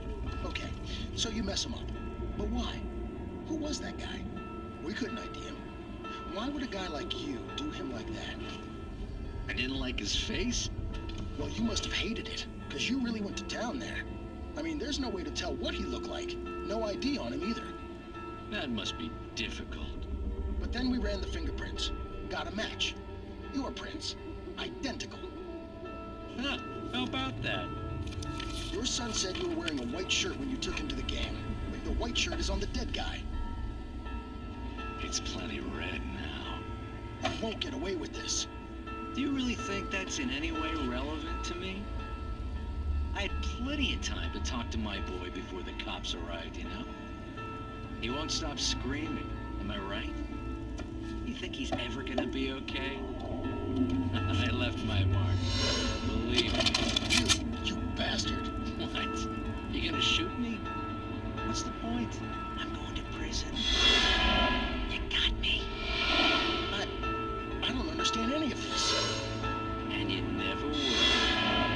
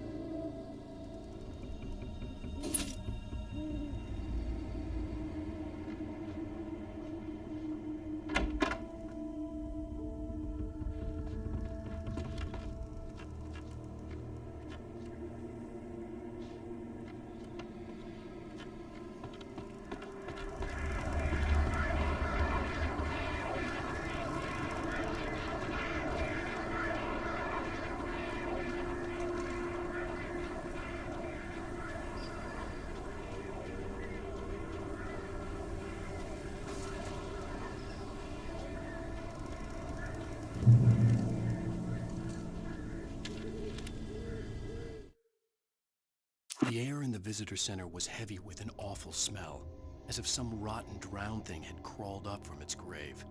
Rusty kept coughing blood. My eyes were drawn to the twisted shape of his broken leg. The attack had been vicious.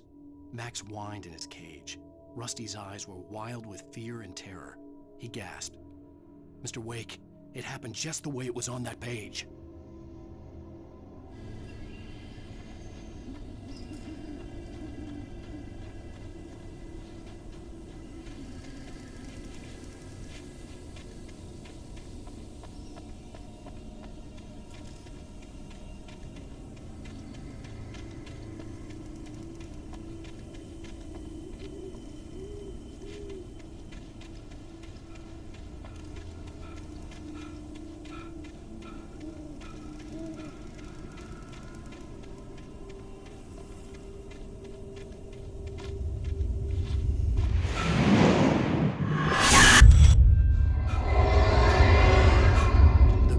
Left me weak.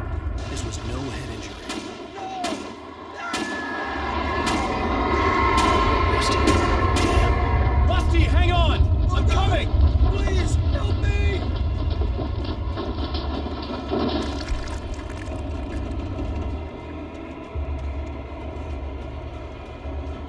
Anybody? Help me! Help me!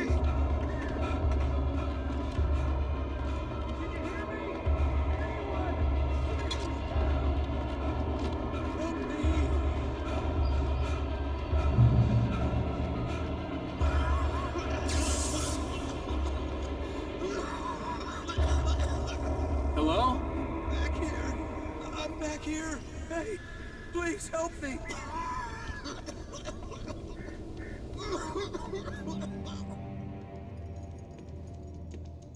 Mr. Wake?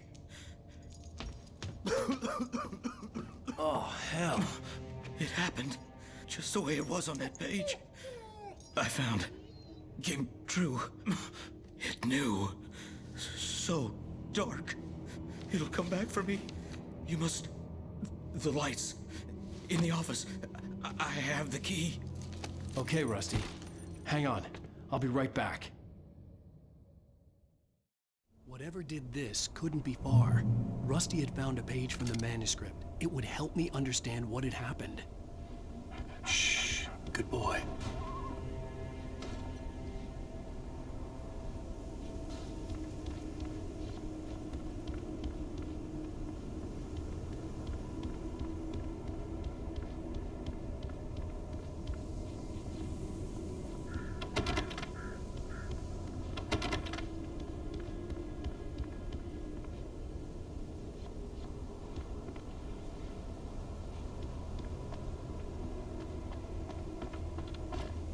The only way to make sure that Rusty was safe was to get the power running and the lights back on.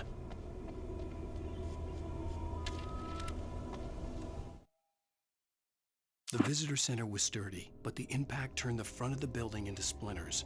Rusty was thrown across the lobby like a rag doll and hit the far wall hard. It didn't hurt until he tried to move and saw his leg bend the wrong way, felt the broken rib stabbing him on the inside. Rusty howled in pain and fear, suddenly afraid to die alone.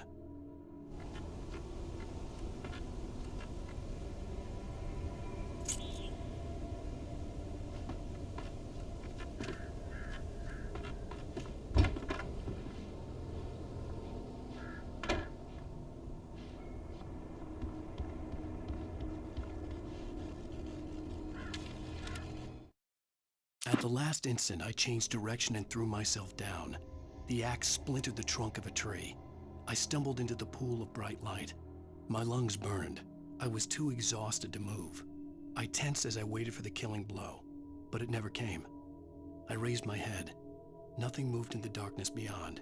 For the moment, bathed in the cold light, I was safe.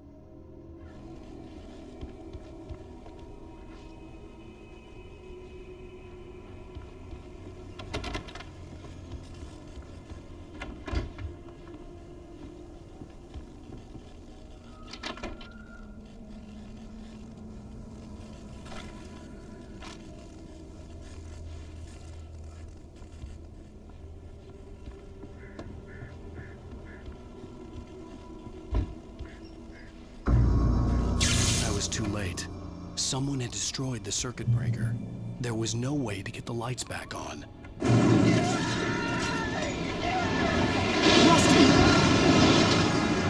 Rusty!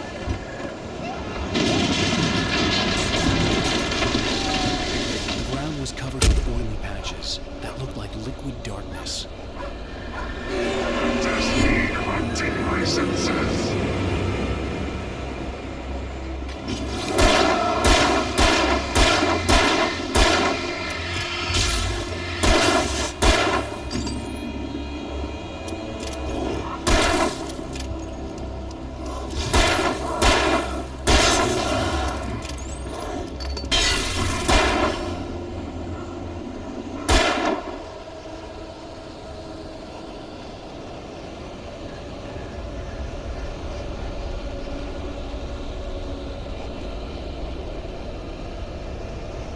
Something had torn a mammoth-sized hole in the wall. Don't feed the animals.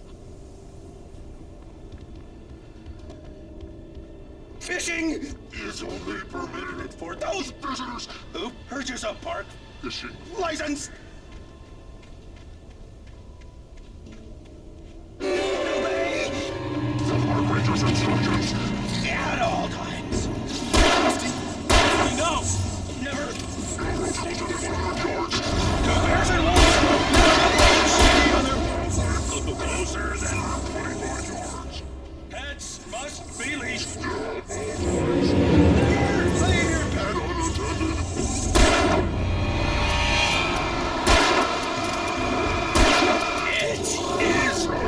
the law. To remove any natural objects or historical artifacts from the park. Grounds. This includes even you may Find along the river. or even simple berries.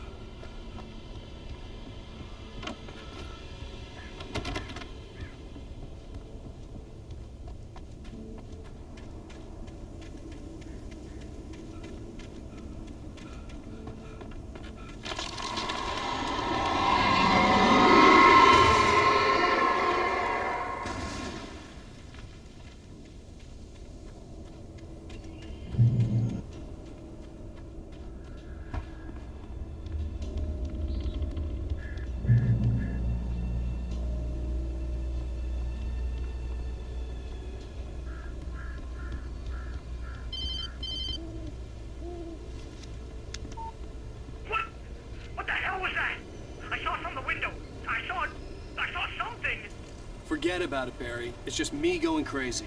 Oh, jeez. Oh, jeez. You're not crazy. I wish you were crazy, but you're not crazy. Ow, be careful. Stay in the cabin. Don't open the door for anyone. I mean it.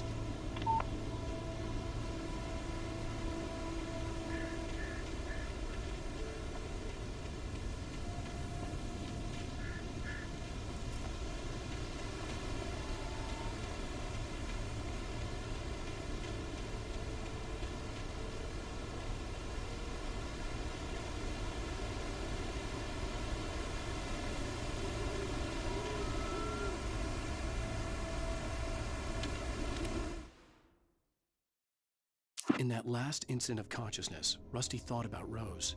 He was older than she was. Rose was barely out of her teens, but she made him feel young and forget what a train wreck his long-dead marriage had been. He still wore the ring. He'd been waiting for her to tell him to take it off. Now she never would.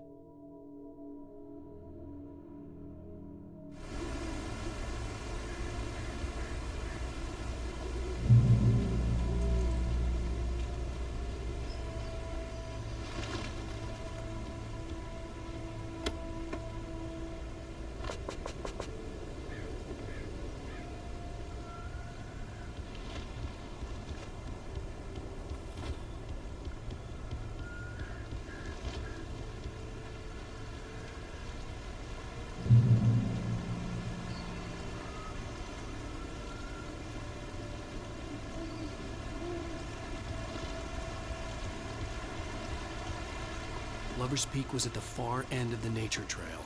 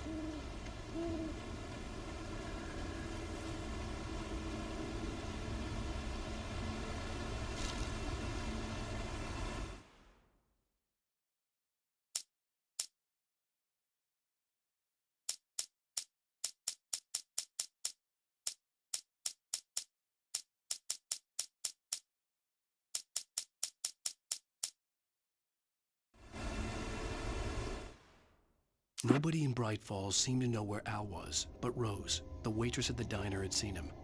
From what Barry could tell, Al pretty much fell off the face of the earth when he left the diner. Rose was just the kind of fan that Al hated, but she really tried to help. She was smart too, knew a lot about what was going on in the town, knew a lot about Al, even knew who Barry was. Barry liked her. That was no big surprise. When it came to women, Barry and Al rarely saw eye to eye.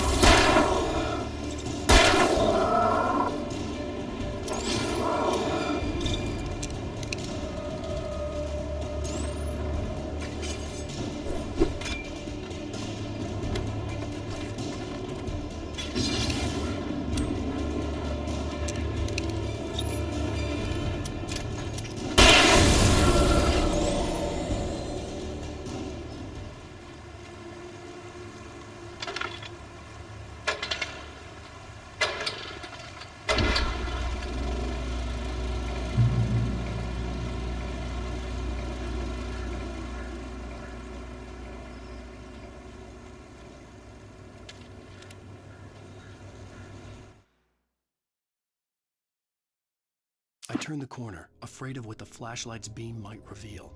Suddenly, a roughly painted symbol of a torch glowed in the light. Behind it, hidden by a rock, sat a battered metal trunk. It was here for a reason, packed with supplies, batteries, flares, ammo, things you need to make it through the darkness of the night. Something left behind by someone who knew what I knew, and more.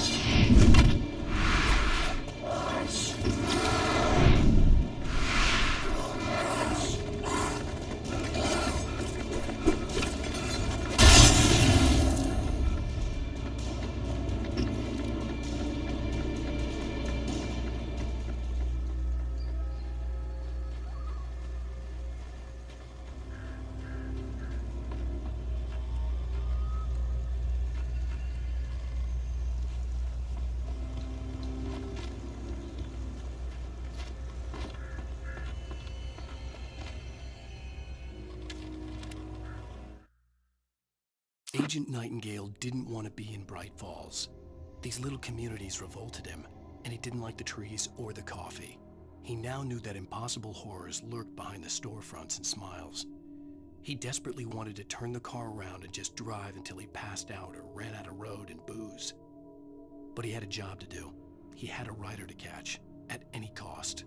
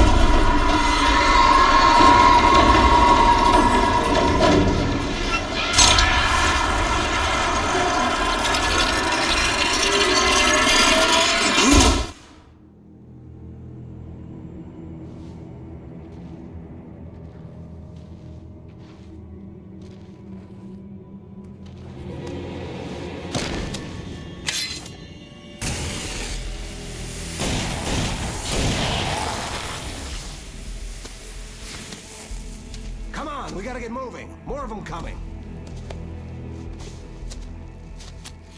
That flashlight's kid stuff. The flares will keep the bastards away.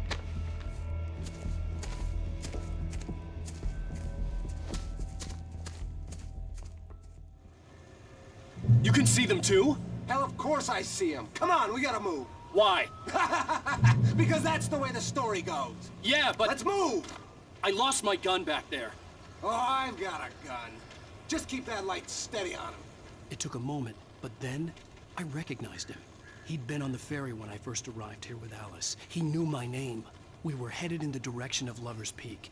There was no way this was a coincidence. He was the kidnapper. Come on, Wake! You better keep up. You set him up, and I'll knock him down, Wake.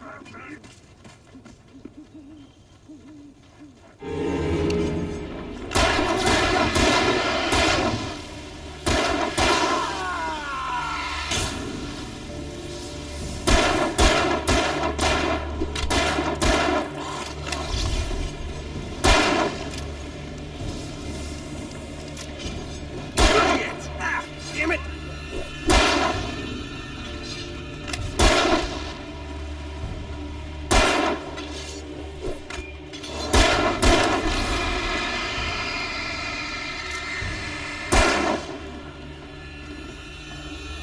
Monster! Stop fighting me!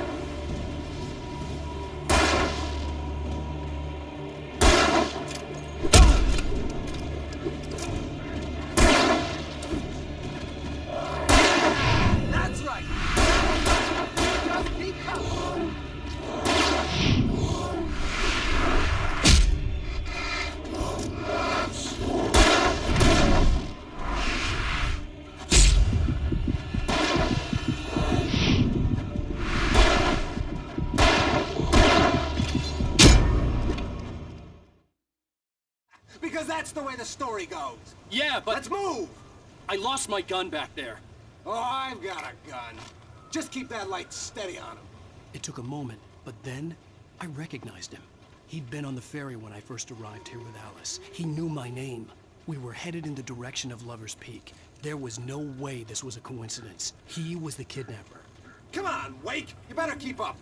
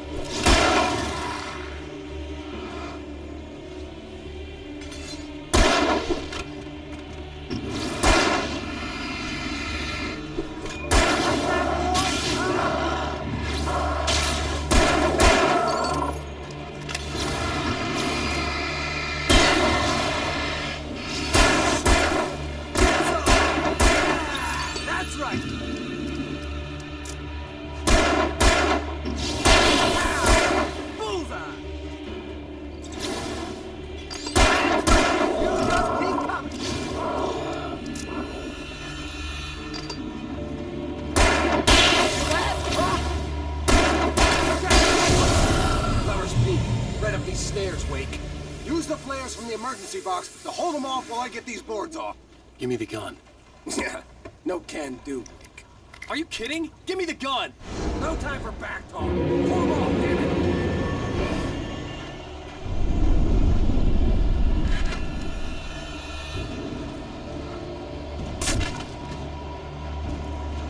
Just a little longer. Scare them off.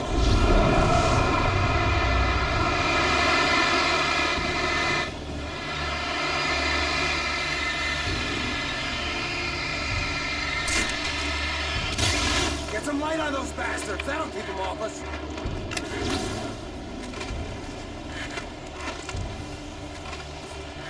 Just a little longer. I almost got it. Okay, it's open. Move it or lose it.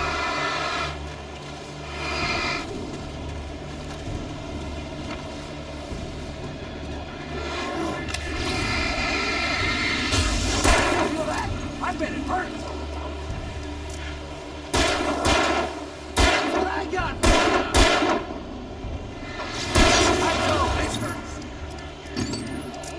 Oh, you feel better now, Wake. All cozy and safe.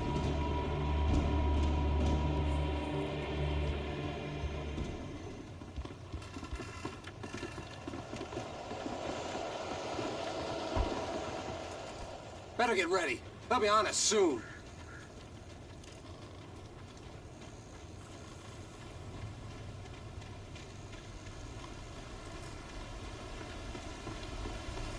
This is it, Wake. The last stand. There's more flares here. Get ready. We fight them as long as they keep coming. Give me the goddamn gun! They're coming! That's not how this goes.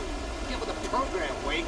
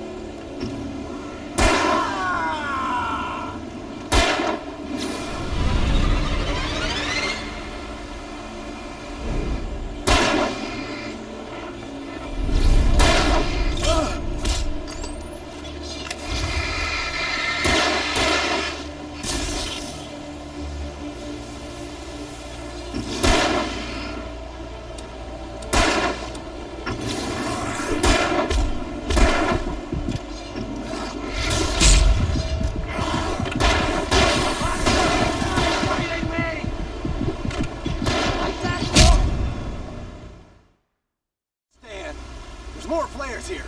Get ready. We fight them as long as they keep coming. Give me the goddamn gun! They're coming! That's not how this goes. Stand. There's more flares here. Get ready. We fight them as long as they keep coming. Give me the goddamn gun! They're coming! That's not how this goes. Get with the program, Wake.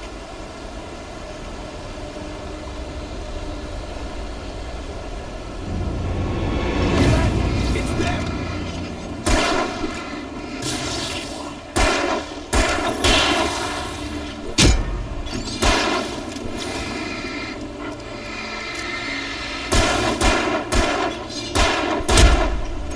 Scream, goddammit!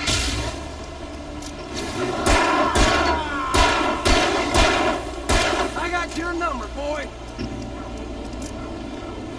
Monster!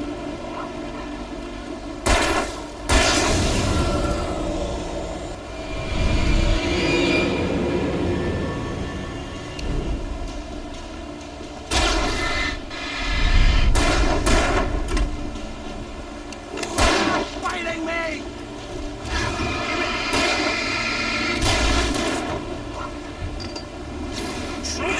Whoa!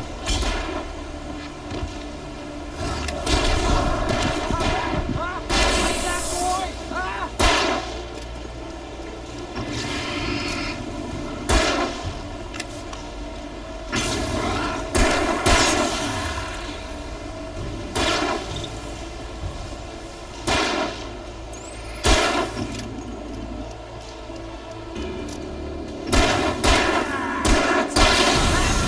You just keep coming. This is a piece of cake, Wake.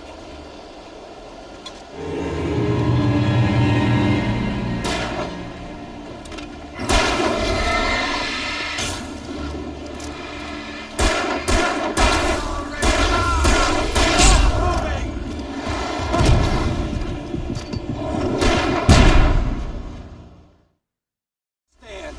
There's more flares here. Get ready. We fight them as long as they keep coming. Give me the goddamn gun! They're coming! That's not how this goes. Get with the program, Wake.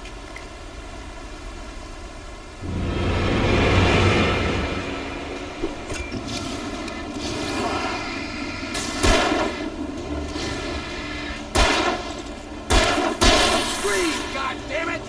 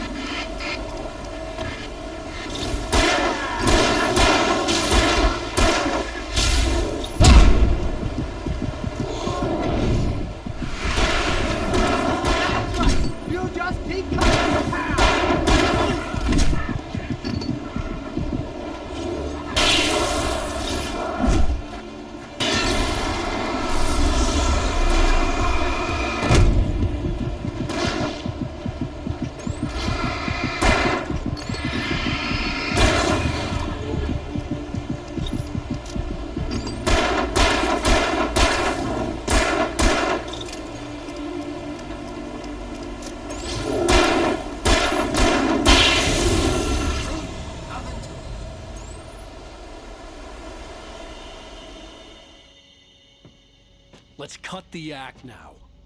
Where's my wife? I knew you were gonna say that. I read it all before. You're a hell of a writer. Congratulations. You're gonna bring about something glorious and terrible once we get you some proper editorial control. What the hell are you talking about? Where's Alice? I want the entire manuscript, or she's gonna suffer bad. You touch her and I'll...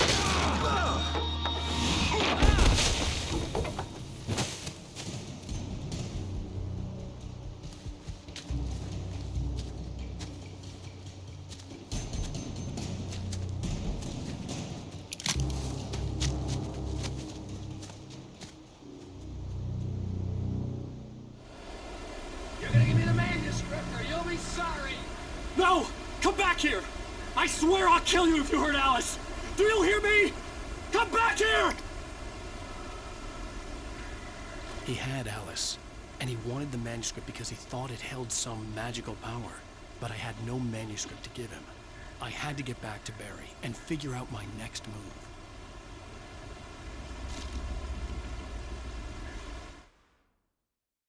On more than one occasion, Alice had tried to explain to me how it felt to be afraid of the dark. To her, darkness wasn't simply the absence of light, but something more tangible than that. It was something you could touch and feel. Worse than that, it was something with a mind of its own, something malicious and malign. For her, things changed when they were wrapped in darkness. They turned into something else, something foreign, and nothing was safe or innocent anymore. I'd never really understood what she meant, until now.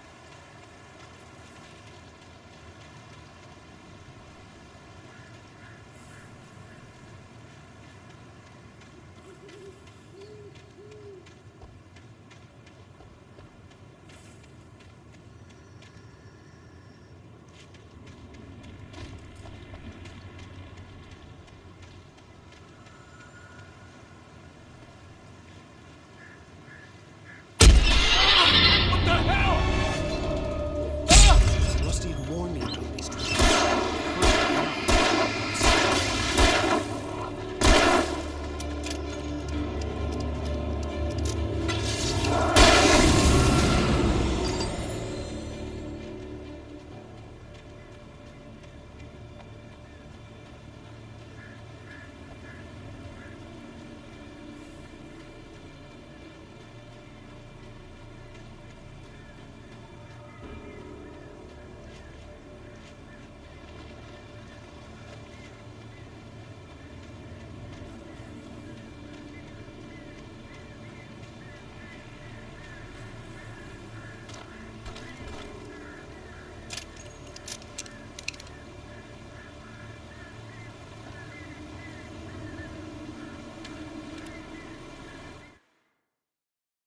Sarah didn't care about the legal threats Wake's agent had made. She let Wake go without argument, because there was something about him she couldn't quite put her finger on, something that reminded her of her father. She didn't think Wake would hurt his wife. Then she thought about the way he waded into Hartman, that hair-trigger rage flaring up without warning.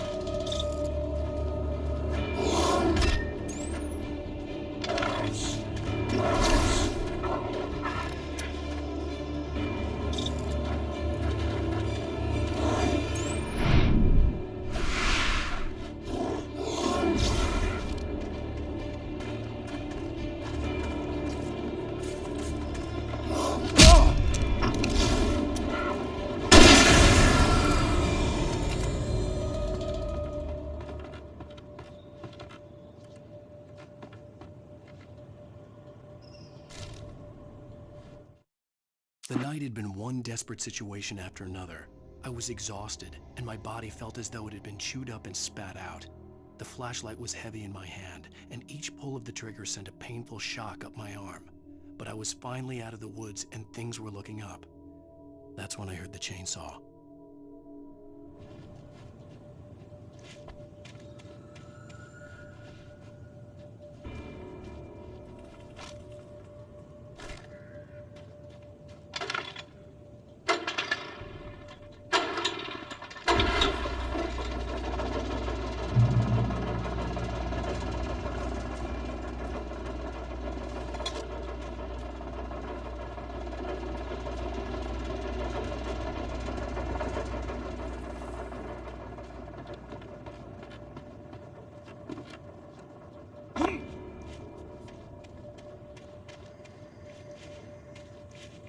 I had heard the plane fall. It made no sense.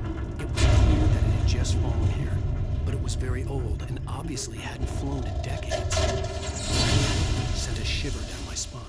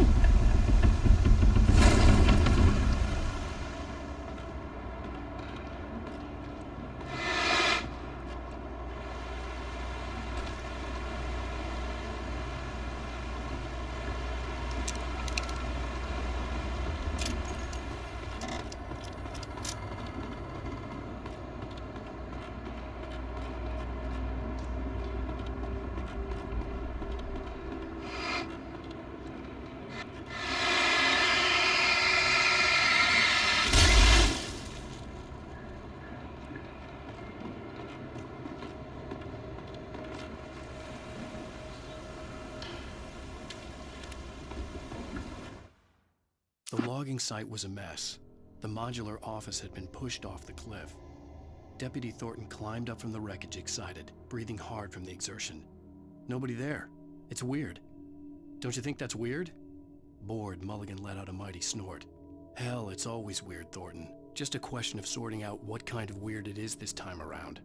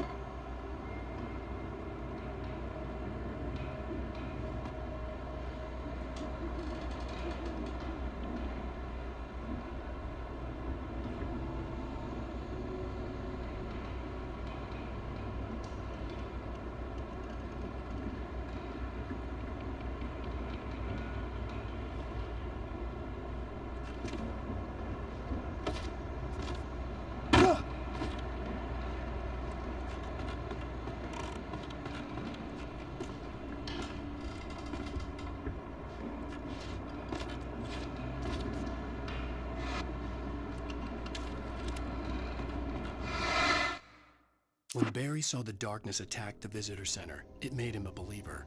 The men Al said he'd shot, they hadn't been just locals on crank. Somehow the world had changed, like the channel had been switched without warning. You think you're watching a sitcom, and you're really watching a horror show. When the birds started attacking the cabin, Barry wasn't surprised, just terrified.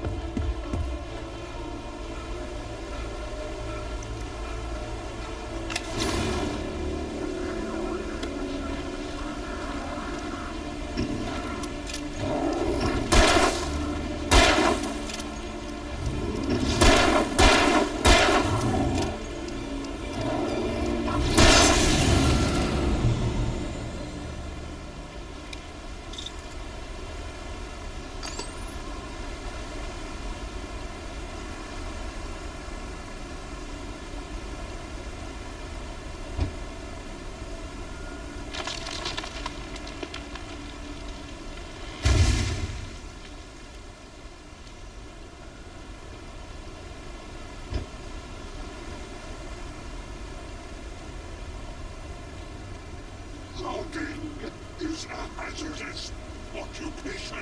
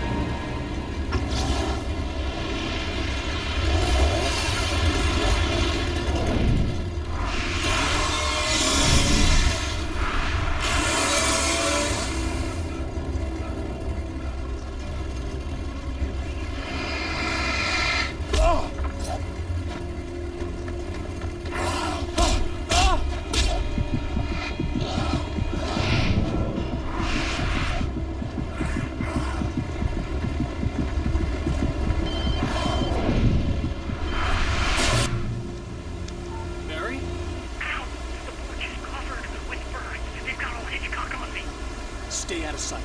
I'm on my way. Don't open the door. What am I, crazy? Stay hidden. I'll be there soon. Just make sure you keep the lights on.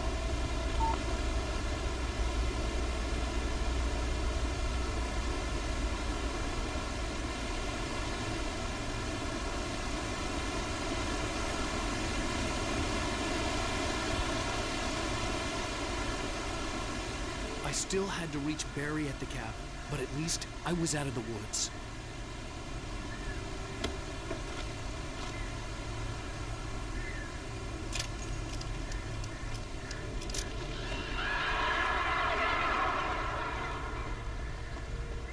I'd have to get the car from the locked garage. It would get me back to Barry faster, and the headlights were a welcome bonus.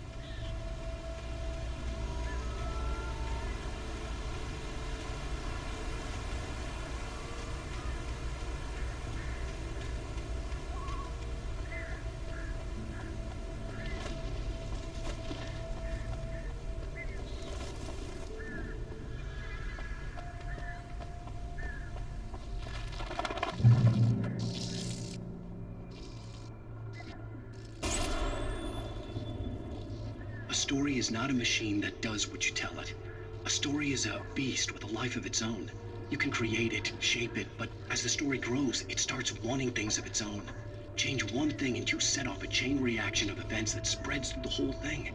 The characters have to be true to themselves. The events need to follow a logic that fits the story. A single flaw and the magic is gone. The story dies. Alice dies.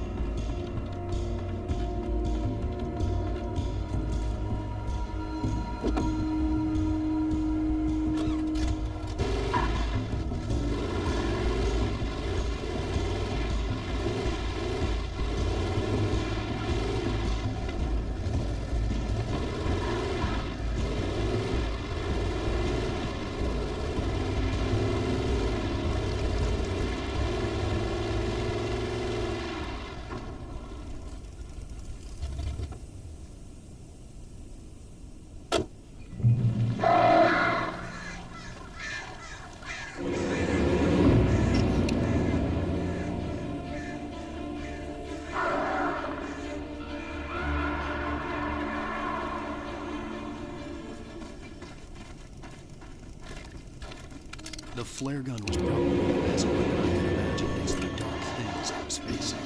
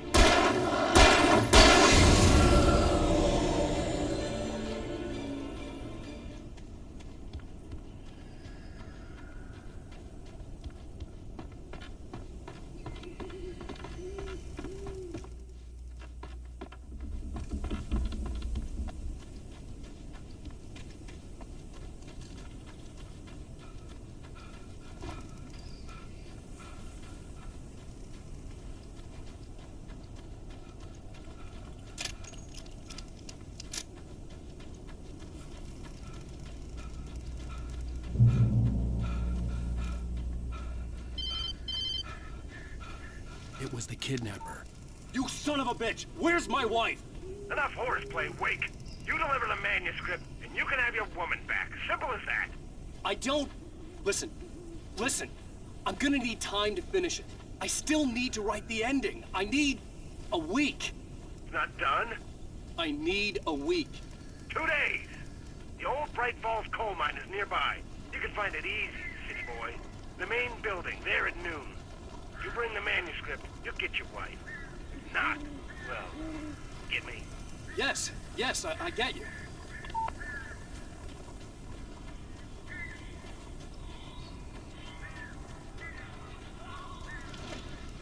Barry had talked about birds over the phone.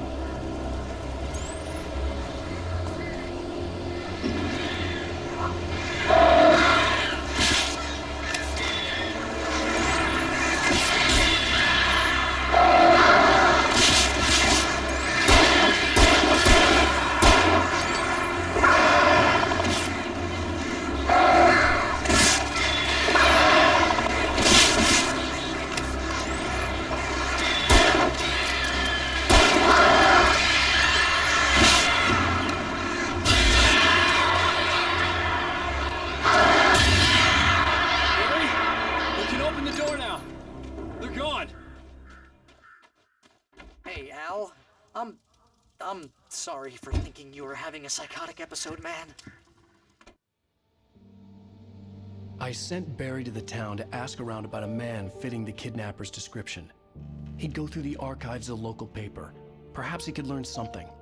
Anything about the island and the cabin that had disappeared. The man wanted a manuscript. I had to try to write him one to get Alice back.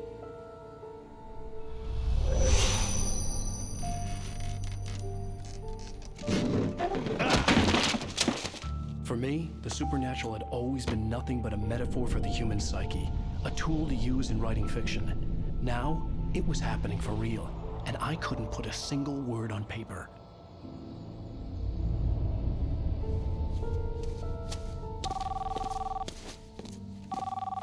Barry Wheeler speaking. This is Rose. Rose? I found Mr. Wake's pages. Oh, you sweet, brilliant girl. Could you and Mr. Wake come get them? I live in the trailer park outside the town. We'll be there in less than an hour. I know. See you soon.